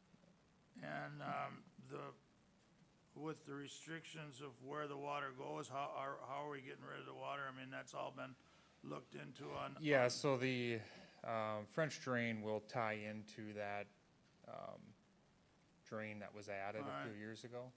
And it'll be lifted out to that drain? Is That'll flow right down over into that right when you walk in, there's that Yep. catch basin there. Okay. Yeah. Board's wishes? What has to be done? I'll move to approve. Motion Second. made by Commissioner Wright to approve. And Second. seconded by Commissioner Dahl. Discussion? I'm satisfied with how it was explained. Hearing no discussion, all in favor say aye. Aye. Opposed, motion carries. Thank you. Environmental Services, Mark, good morning. Good morning, everyone. Welcome, Commissioner Dahl. Got 5 items for your consideration this morning. Item A is to consider replacing the McLeod scale terminal, connecting the exterior truck scale to the scale database software at a cost of $5,944 with funds from the Solid Waste Fund 05-391. The existing terminal has been in operation since the completion of the material recovery facility retrofit in 2015 and has been discontinued. So if any parts are needed for this repair, they will not be available. The cost includes $3,831 for the equipment upgrade, $2,113 for installation and calibration. Capital expense is covered by the Solid Waste Abatement Fund and will not impact the department budget for 2026. This equipment upgrade has been approved by the MRF committee. So that is an essential part of our operation, obviously, for the MRF. So we were informed of that approximately a month ago, that it was discontinued. So it is in front of you today, and hopefully we can get this upgraded as soon as possible. Mr. Wright, you want to comment on Yeah, the MRF just- committee part of this? Sure, just that the scale is, I mean, a very intricate part of operations on a daily basis, not only just tonnage going in and out, but because we do have, tip fees and so forth, our invoices are based off of those readings, and so that scale has to be perfect. And so replacing this is just a part of continuing to do the great services that we offer there that are not only an impact on McLeod County, but several counties around us that bring material there, so. It is the heartbeat of what we do there, so. Move to approve. Motion made by Commissioner Wright to approve. Is there a second? Second. Seconded by Commissioner Cheska. Any discussion? Hearing none, all in favor say aye. Aye. Opposed, motion carries. Thank you. Item B is to consider approving a request from the Winston Lake Association to distribute up to $7,863.48 of the McLeod County Aquatic Invasive Species Funds for treatment of curly leaf pondweed with funds from the EIS budget 25-694. The total project cost of treatment is $8,737.20. Winston Lake Association, Watershed Association will provide a 10% match, which is a requirement of the grant application of $873.72. The authorized agent is Aquatic Solutions of Minnesota out of Little Falls, Minnesota. The Minnesota Department of Natural Resources surveyed Winston Lake on April 21st, 2026 and identified 26.18 acres for treatment of Flumigard SC. Funds will be distributed at the time of receipts provided to McLeod County. This project is for the prevention and treatment of AIS into new water bodies and treating existing AIS. There is a map in the packet showing the breakdown and cost for each treatment area within the lake. Mr. Chair, Go ahead. I'll move request and save my comments after a second. Motion made by Commissioner Smalls to approve. Is there a second? I'll second it. Mr. Chair? Discussion, go ahead, Commissioner Smalls. Yeah, happy to be partnering with the Winston Lake Watershed Association. This is not the first time. I think we were here last year for some treatments as well. So again, DNR's involvement in identifying the areas and the treatments, I think makes me feel pretty comfortable with the request as presented. That's my comment, Mr. Chair. Any other discussion? All in favor of the motion say aye. Aye. Opposed? Motion carries. Thank you. Item C is to consider approving sketch plan 26-03 as requested by Patrick Feltman for a one-lot sketch plan for a building site in the east half, the southeast quarter of the southeast quarter, section 15, Bergen Township. This quarter section currently has 3 non-farm dwellings, thus requiring this request. Transportation is off of Bergen Road. This existing 20-acre wooded site is located as stated in the southeast quarter of the southeast quarter, west of County Road 9 in Section 15, Bergen Township, and abuts tillable acreage to the north and rural residential on the other three sides. The McLeod County Soil Survey indicates that the soils present should be able to sustain a site and an alternate site for a standard septic system drain field. The Bergen Township Board recommended approval on April 8th, 2026. The McLeod County Planning Commission unanimously recommended approval on April 22nd, 2026. Pat is present today. I do appreciate his patience waiting for this, so thank you, Pat. Mr. Chair, Questions, go ahead. I'll move request. Motion made by Commissioner Smalls to approve request. Is there a second? I'll second. Seconded by Commissioner Dahl. Any more discussion or any discussion? Mr. Chair? Go ahead. Yeah, Patrick is present today, and I appreciate his presence here and sitting through the previous proceedings. I don't see any issues with this request. Is this just, this is a first step in the process, Mark? Can you explain that to Yeah, that the is board correct. and the public? Yeah, McLeod County's plating process includes 3 stages: sketch plan, preliminary plat, final plat. There is no public hearing required at the sketch plan. This is the concept idea. And working with Mr. Feltman, he has identified a couple different areas within this 20 acres. Obviously, a 20-acre lot is a large platted lot, but there are a couple high spots within this 20 acres that is wooded that would be nice building sites. Thank you, Mark. Any more questions or discussion? Hearing none, all in favor say aye. Aye. Opposed? Motion carries. Thank you. Item D is considering sketch plan 26-04 as requested by Travis Stratman for 3 additional building sites. This 30-acre property is zoned agricultural, located in the southwest quarter, section 25, Glencoe Township.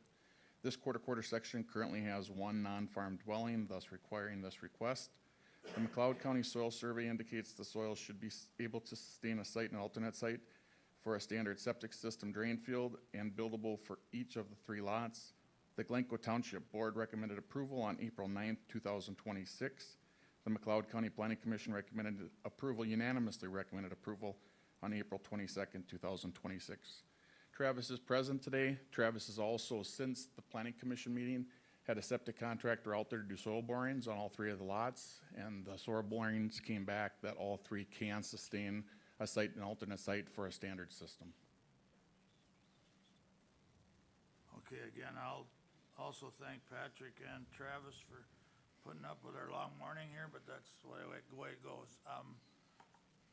This is in my backyard, and I have no problem with it. I wish them the best of luck I know the land, I'm not gonna get too far out in the weeds with it, but I have no problem with it, and I'll make a motion to approve. I'll second. Motion made by Kruger and seconded by Chatska to approve sketch plan 26-04. Any discussion, any more questions or discussion? Hearing none, all in favor say aye. Aye. Opposed? Motion carries. And item E is to consider approving conditional use permit 26-07 as requested by Troy Vries of Schaefer Contracting out of Schaefer, Minnesota for a gravel mining permit. This is for a portable concrete batch plant in an existing gravel pit on property owned by Josh Kosek for the County Road 18 project this summer.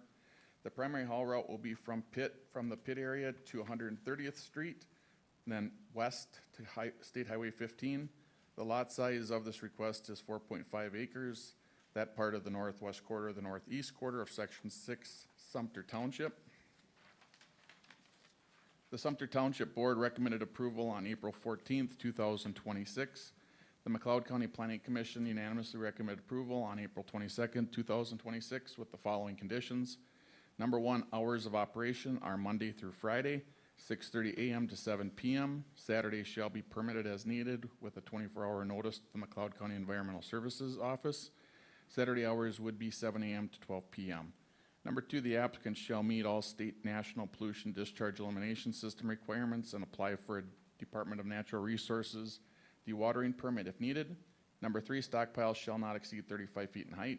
Number 4, the McLeod County Environmental Services shall inspect all restoration work completed and approved with a letter acknowledging completion to release the bond or letter of credit back to the applicant. The applicant shall follow all mining standards contained in Section 16 of the McLeod County zoning ordinance, if not further restricted by this permit. Troy is present today. This request is for the McLeod County 18 project.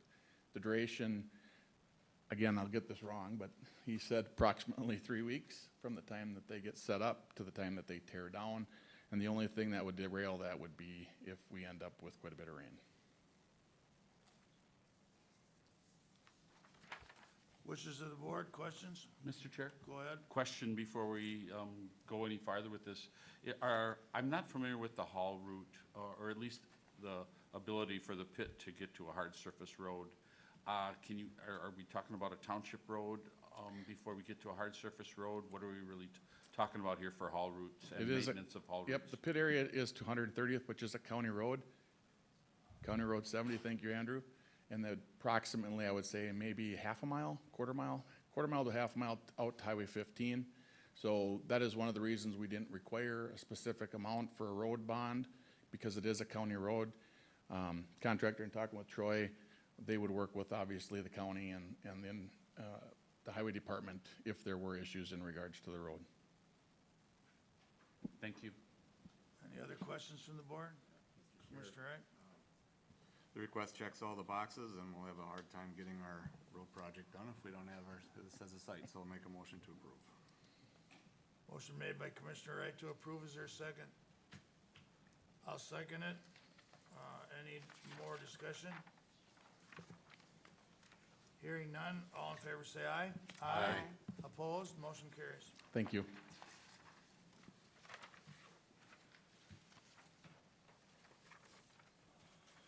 Health and Human Services, Barrett, good morning. Good morning, Commissioners. Morning. I have one item for you today, being the first one was tabled. So just want to provide a brief update. I had sent a memo to all the commissioners on April 23rd of this year regarding some state and federal changes that were happening and that would have potential impacts to our county. Commissioner Wright suggested that we put it on the board today just to have a little discussion and just also to make the public aware of what's going on. So first, I'm here to provide a brief update on some recent federal and state actions impacting health and human services, specifically related to Medicaid.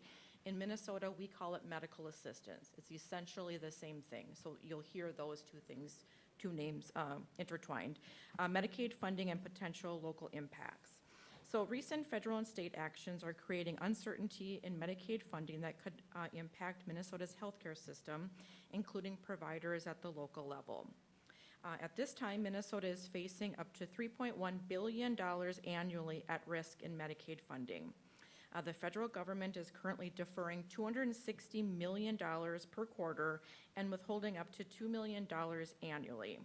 To put that in perspective, $206 million is equivalent to providing health coverage for approximately 35,000 children for a full year, or covering all pharmacy services for children under 18. This is not an immediate cut, but the delay and withholding of funds creates significant financial uncertainty. So in the memo that I did send, there were a couple of infographics that I just want to talk about briefly. So in McLeod County, the total number of Medicaid enrollees is 7,053 people, or 17.9% of our county's population are enrolled in Medicaid or medical assistance. That means that Medicaid payments to providers that came to McLeod County in 2024 were $67,072,165. Just to put that in perspective. Medicaid is a critical funding source that supports hospitals, mental health providers, nursing homes, and community clinics. If funding disruptions continue, this could lead to increased uncompensated care, financial strain on providers, and potentially service reductions or closures over time. At this time, there are no immediate service disruptions. However, if funding delays persist, we could see increased pressure on local providers, potential cost shifts, to counties and taxpayers, and reduced access to care over time. So Minnesota has taken steps to address these concerns. The state's corrective action plan was approved by the Center for Medicaid Services in March, and early milestones had already been met to the approval. The key component of this effort is the Minnesota Revalidate Initiative, which you may have heard of, which is reviewing more than 5,500 providers in 13 high-risk areas by May 31st. The state is also appealing the funding delays and continues to submit the required documents.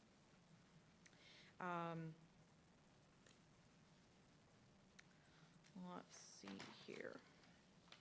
So in summary, there are no immediate disruptions to services, but significant financial uncertainty remains. Minnesota is in compliance, actively responding, and challenging federal actions while continuing to monitor the situation.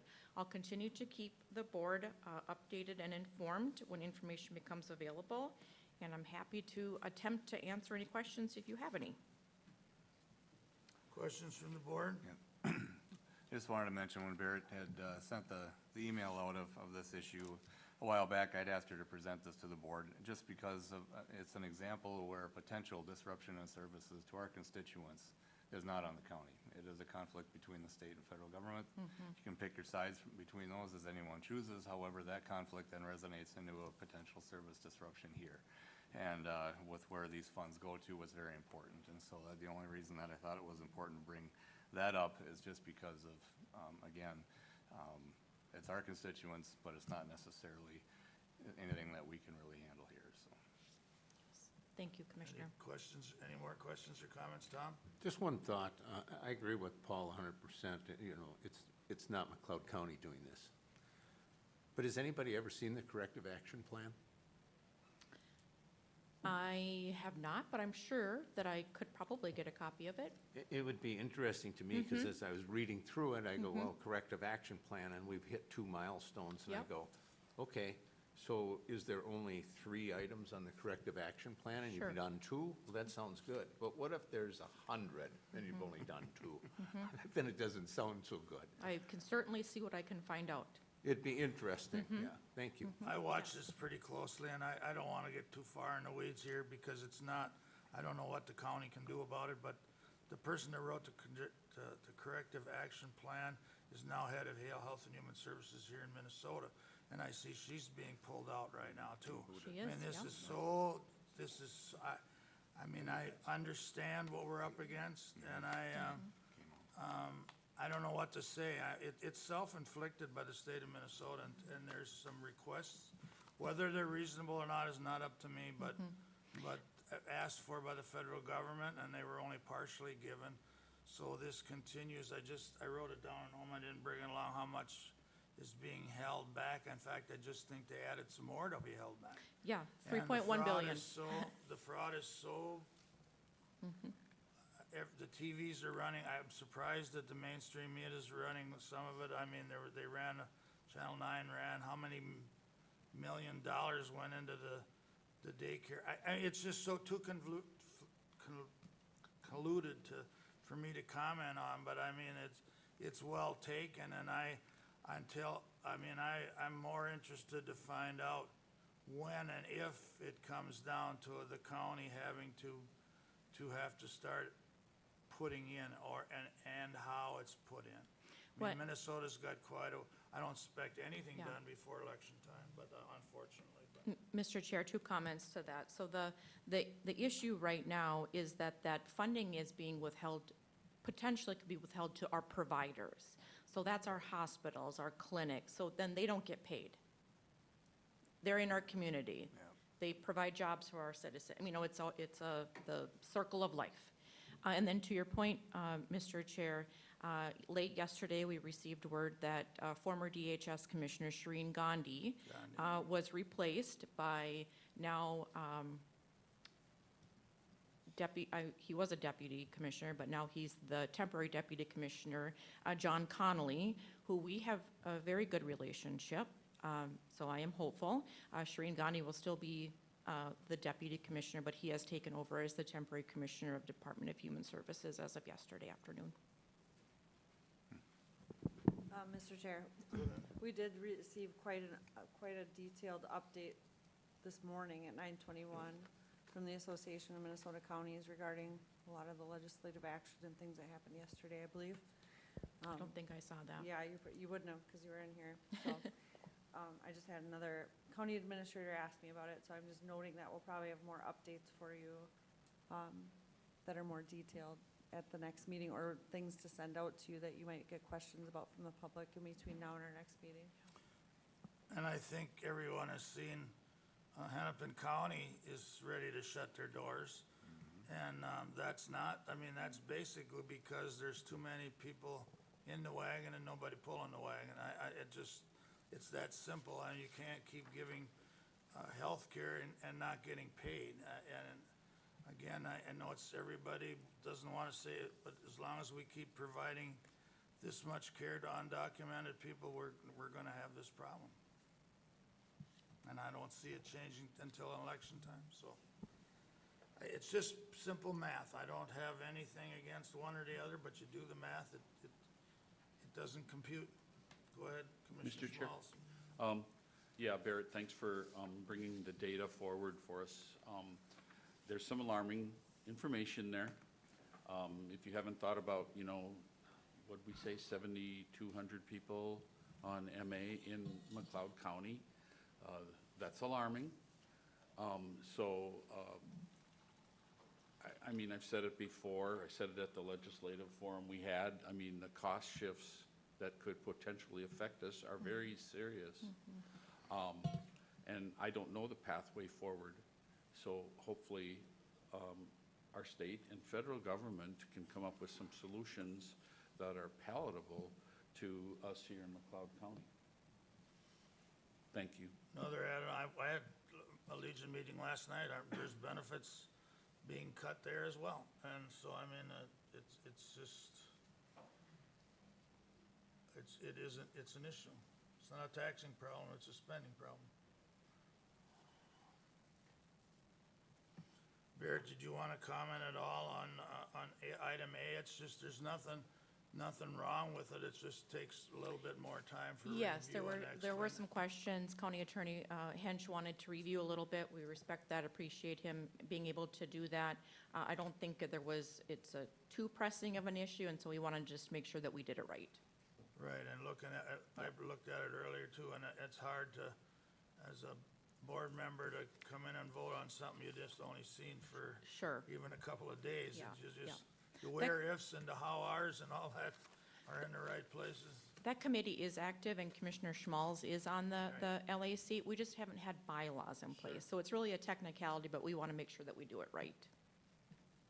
Thank you. Mr. Chair, a Go ahead. follow-up to the item that we pulled from the agenda is, we want to make sure things are right. It wasn't the fact that it's a bad document. Right. It's just a document needs a little more review.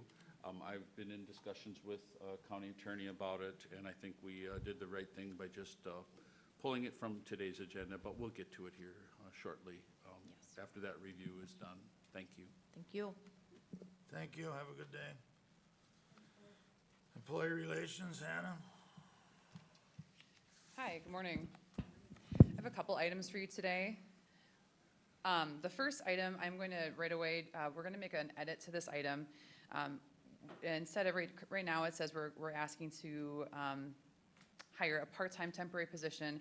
I'm going to update this and ask the board to consider approving a request reviewed by the Personnel Committee to hire one full-time temporary property assessment specialist in the assessor's office through May 31st, 2027.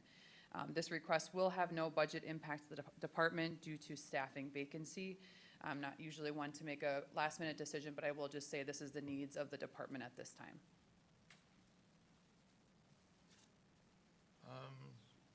I'm on the Personnel Committee, and I reviewed this, and I'm aware of it. You explained it the way it is. I think we've got some other things we're looking at as we go along, but this is probably the best thing for now, so as wishes of the board. I will also just offer, we do have our county assessor in the room today. I would say there's not a lot to comment on in this moment, just, but the reason we would bring something like this is due to some significant staffing changes, some of them temporary. So that is today why we're looking at a temporary placement to support the team, particularly with our front-facing office support while our assessors are out in the field. Appraisers, excuse me, Any my more appraisers. questions from the board? I'll make a motion to approve. Is there a second? Second. Seconded by Commissioner Dahl. Any more discussion or questions? Go ahead. Mr. Chair, as you stated, that you and I do sit on the Personnel Committee, and the objective that we discussed was maintaining services in McLeod County in the assessor's office. So, and how important that is to us and to McLeod County. And that's why, we can support the request as presented. Thank you, Mr. Chair. Thank you. Any other discussion? Hearing none, all in favor say aye. Aye. Opposed, motion carries. Thank you. Item B is consider approving the collective bargaining agreement, or CBA, with the McLeod County Unit of Minnesota Nurses Association, or MNA, for the period of January 1st, 2026 through December 31st, 2027.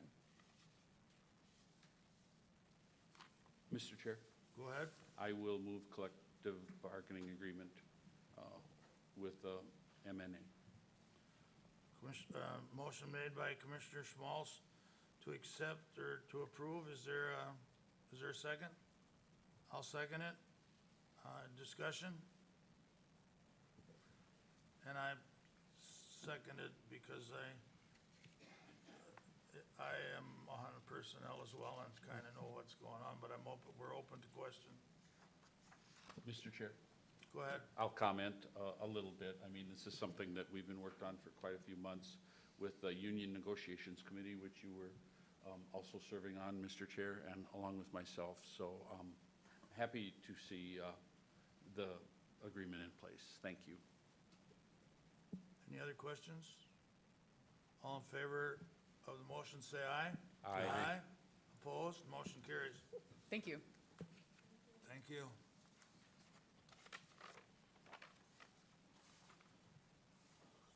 County administration, we're gonna start with our calendars.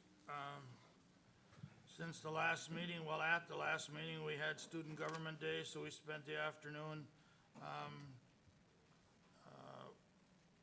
or after the meeting and over noon with the students. I thought it was well attended. There was excitement among the students that I talked to, and I don't know if it's my imagination or not, but those kids come up with, shouldn't call them kids, excuse me, but they can call me grandpa, so it don't matter. No, they're more inquisitive, and I'm kind of encouraged by some of their questions. So that was a very beneficial afternoon. On the 22nd, I had HRA board meeting.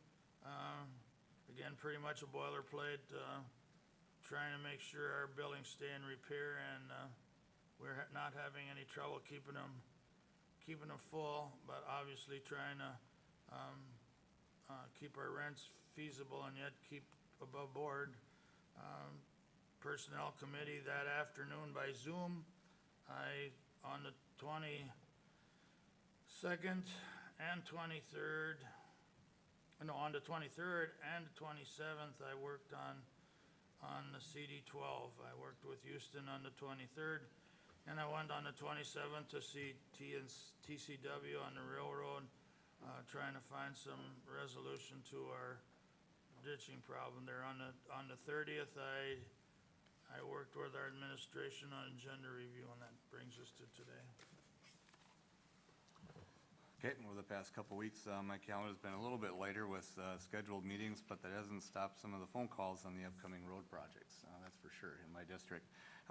Did participate in a meeting at our fairgrounds with one of our larger venues, worked on some contract things, and we'll be seeing that in the upcoming weeks. However, the open house for County Road 18, which that construction project will start on May 18th, will be tomorrow night from 5 to 7 at the McLeod County Fairgrounds. So people that live in that corridor and have been using that road, and it's a major artery from Renville County residents that are coming into, you know, especially the Hutchinson area. That'll kind of be a little bit of a dent in the traffic pattern for a while, but only short-lived, 3 to 4 week construction window. Andrew produced something like that. Little more, so, but hopefully the weather, hopefully the weather cooperates and they can finish that one in good time. The next big one that will definitely be impacting thousands of cars and trucks every day will be when 2/12 and 15 begins, and the open house for that will also be this week from 4 to 6 at the Broughton Community Center. So there'll be a lot of displaced traffic upcoming from that one. The last time we met was during the Minnesota State FFA Convention, and I did mention that I would bring results of our 2 primary chapters that are from McLeod County. McLeod County Board of Commissioners has always been very supportive of those youth organizations like 4-H and FFA, and so I'll bring those results forward. And there's a lot of placings. I'll kind of skip that part because it's a lot of numbers, but I think the important part is the number of teams that attended. When you get to participate at state, you had to go through regional contests first in order to get there. No difference in sports playoffs. And so with the Hutch FFA chapter, the last year they did have a state officer, so that individual had a chance to give her retiring address. Teams that participated were companion animal, dairy evaluation, horse evaluation, livestock evaluation, nursery landscape, poultry evaluation,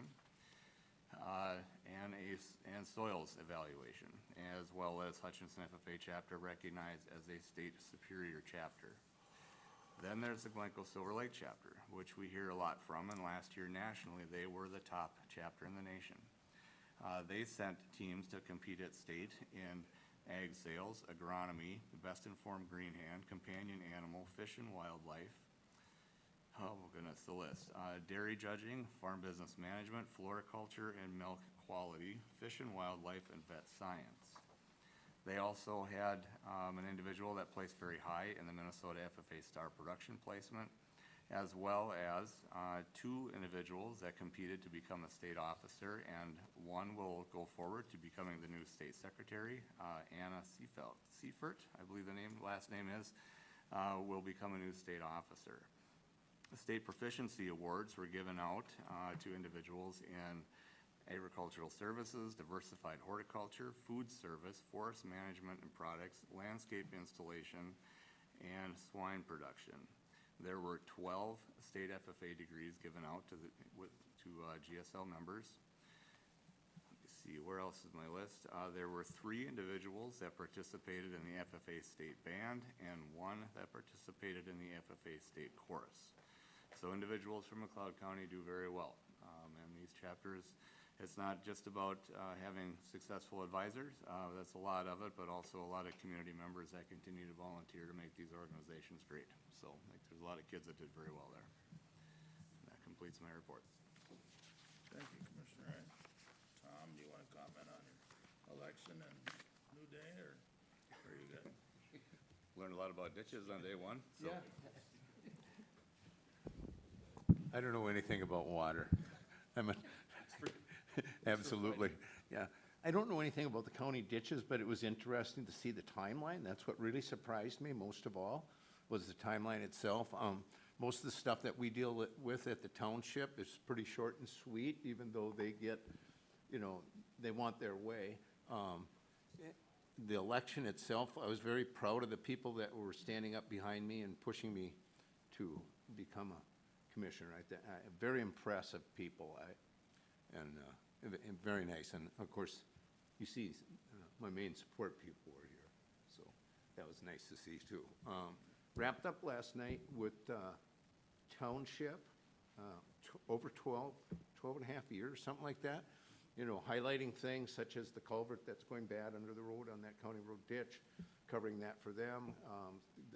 There's a high line coming through that's going to feed into Hutchinson and stuff, so they were fully aware of that. And just generally assisting them with what to do next, because we got all the gravel roads this year and all the dust coating. So thank you very much for making me a commissioner. Because I got to hand that off, but thanks to the board. You've been so kind and appreciative too of welcoming me and the staff also. It's very nice. Thank you. Thank you. Thank you, Commissioner Dahl, and congratulations on your election and to serve on the McLeod County Board. Since our last board meeting, as mentioned, Student Government Day, I think we did not hold the workshop so that we could get up to the courthouse to help out with Student Government Day. Thanks to Stefan and administration and everyone who helped, make that a successful event for the students who attended. And then on the 22nd, on a Wednesday, I had a CHB workshop. Workshop was held in Hutchinson, Minnesota. We're looking at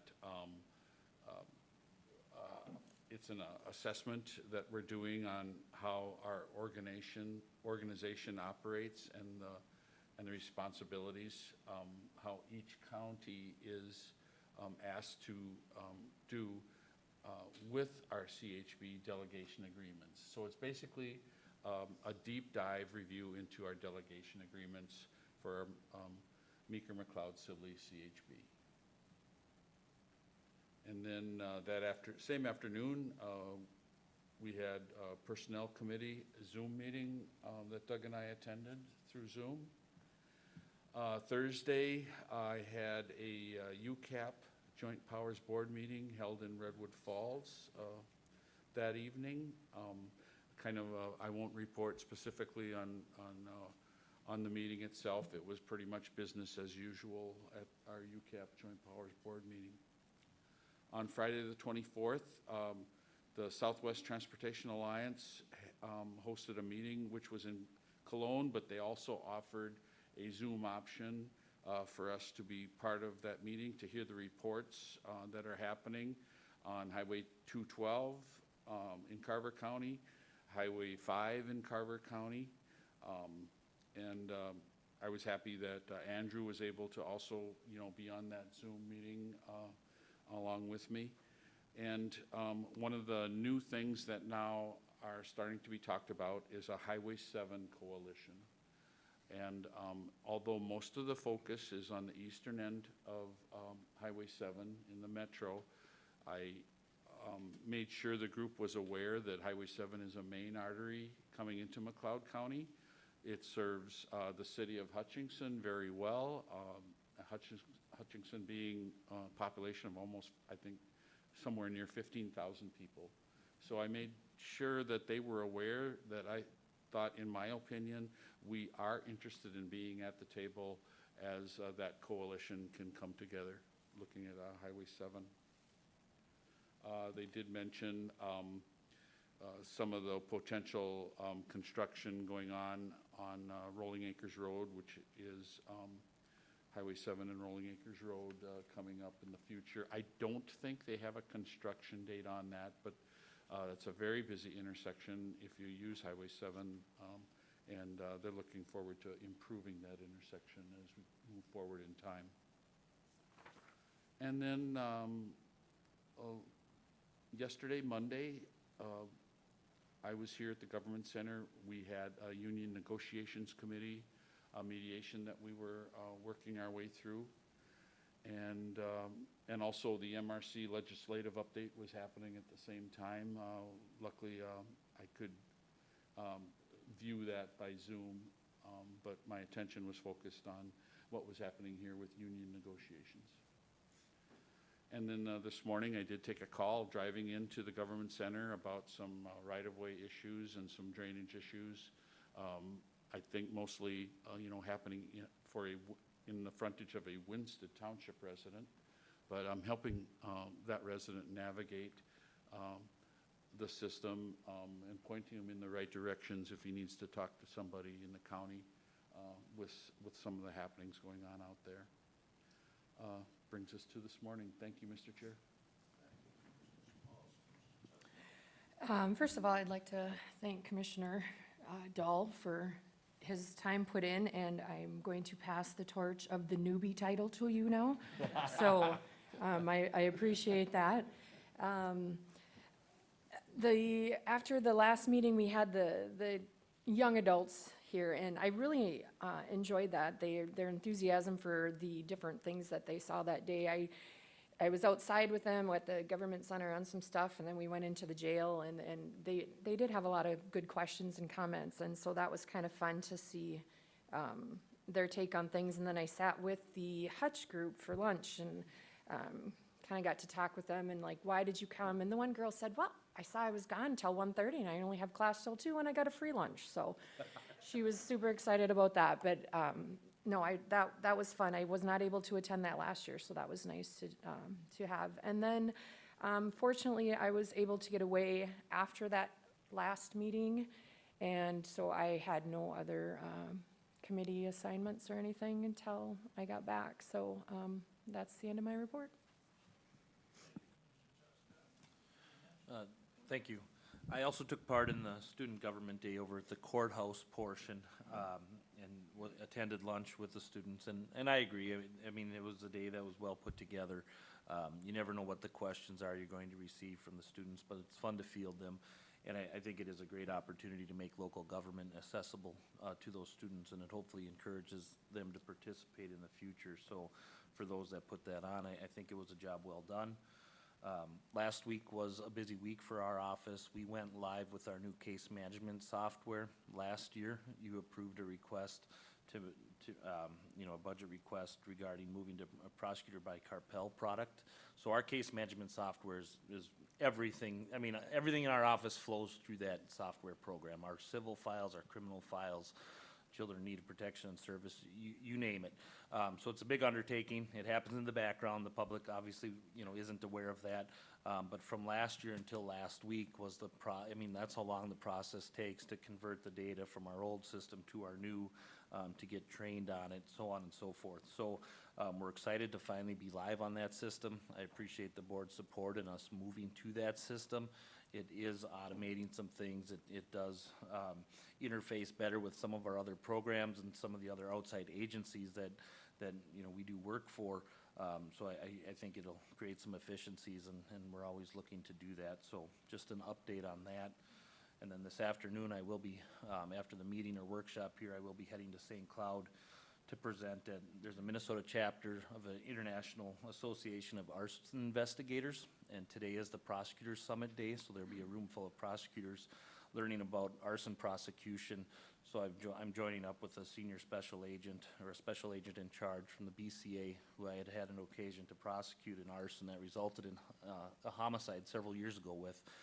So we're looking forward to sharing our experiences with a group full of prosecutors and some investigators, so hopefully that will be helpful. So, thank you.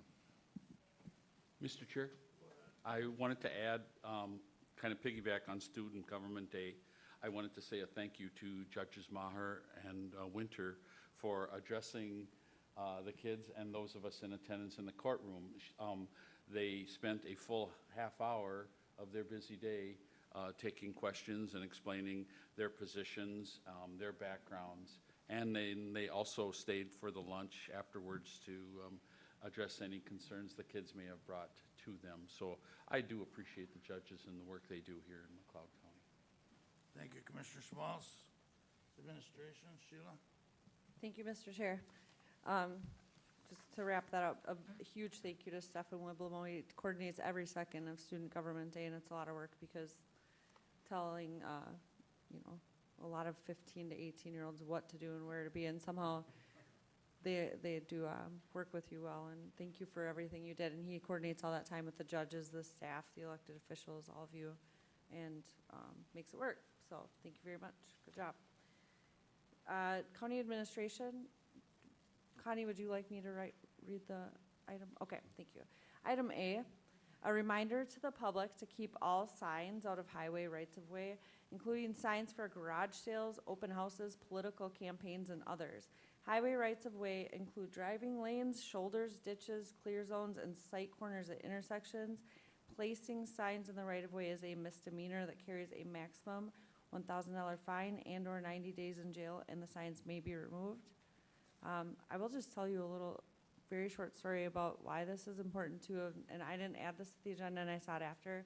I was driving and it was citywide garage sales around Hutchinson, and I saw a 2-year-old child run to that sign, and it was in the right of way. And so the person driving from the other direction, they could not see the child. The child wanted to touch a pinwheel on a garage sale sign behind it. So that would just be, there's real reasons why these rules are in place. Don't block visibility in traffic. That, that could have, thankfully, everything turned out okay. It could have been worse, but it could have also been prevented from being in a site issue.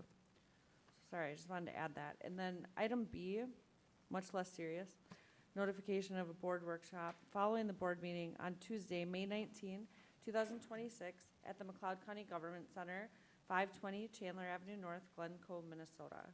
And just a note that our workshops may be a little bit longer than usual the next couple of meetings, because for Student Government Day, we try not to do a workshop, as Commissioner Schmaltz noted.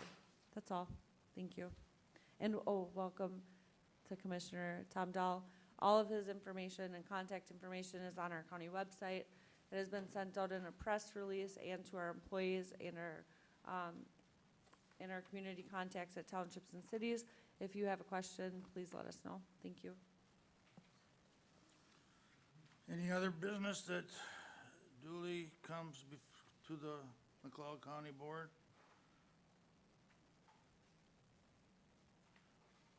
If not, open forum. Anybody wishing to address the board?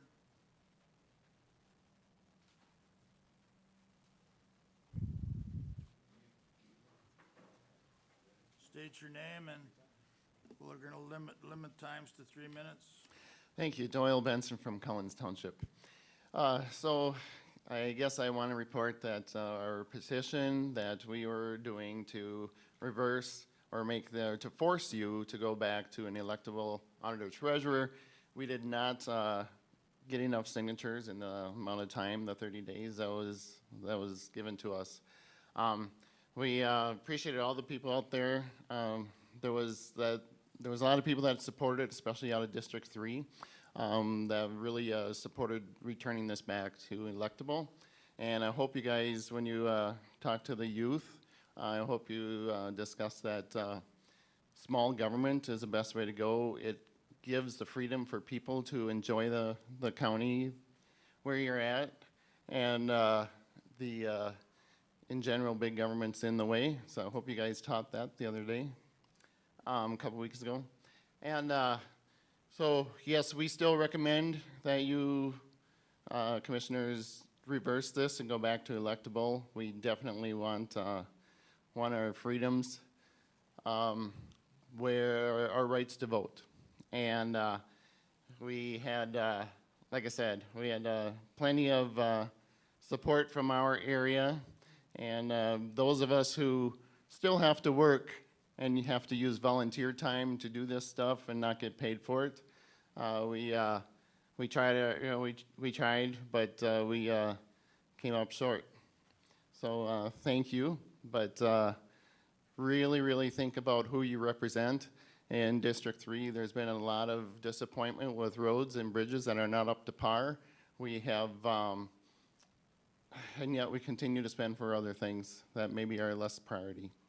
So thank you very much. Thank you. Have a good day.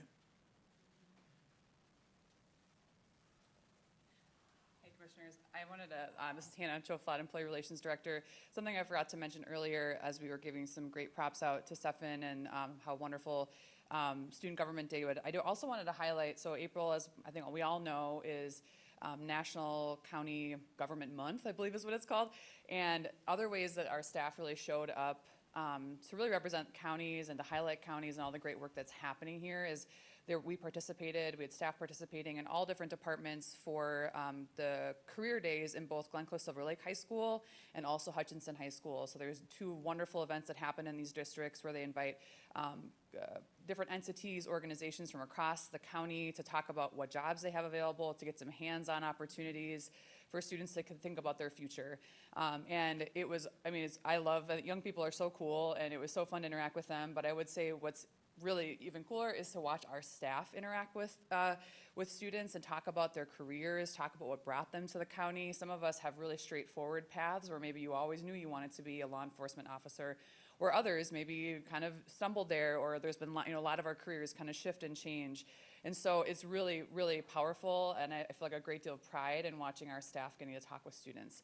And same with Student Government Day. For as much as it's awesome to get to talk with young people, to watch everyone from our deputies to our correctional officers to our auditor treasurer's office to our judges, everyone getting to highlight their work and what brought them there, why they're doing this work. I mean, we have staff in our dispatch office when we were down there. We had a staff member who just got on her feet, is doing her own, like she'd been there for about almost 6 months. So that week was the first time she was responding to calls on her own without a field training officer with her. But we also had someone in the room who'd been there for 26 years, and we had someone in the room who'd been there for 10 years. And just see that kind of different experience is really exciting. So I did just want to highlight that really, really cool, super cool students we got to meet with, but also our staff really shone and got to talk about how powerful county government is and the kind of influence they get to have locally. So I did just want to offer that. Thanks. Thank you. Anyone else wishing to address the board? Seeing none. Press relations, any press in the room? See none.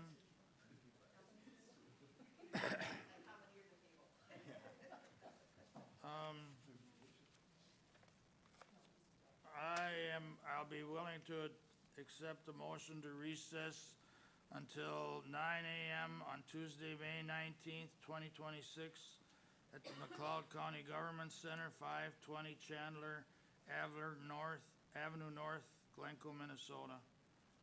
Move recess, Mr. Chair. Motion made by Commissioner Schmalzer, second. Second. Second by Commissioner Dahl. Any discussion? Hearing none, all in favor say aye. Aye. Opposed, we're recessed.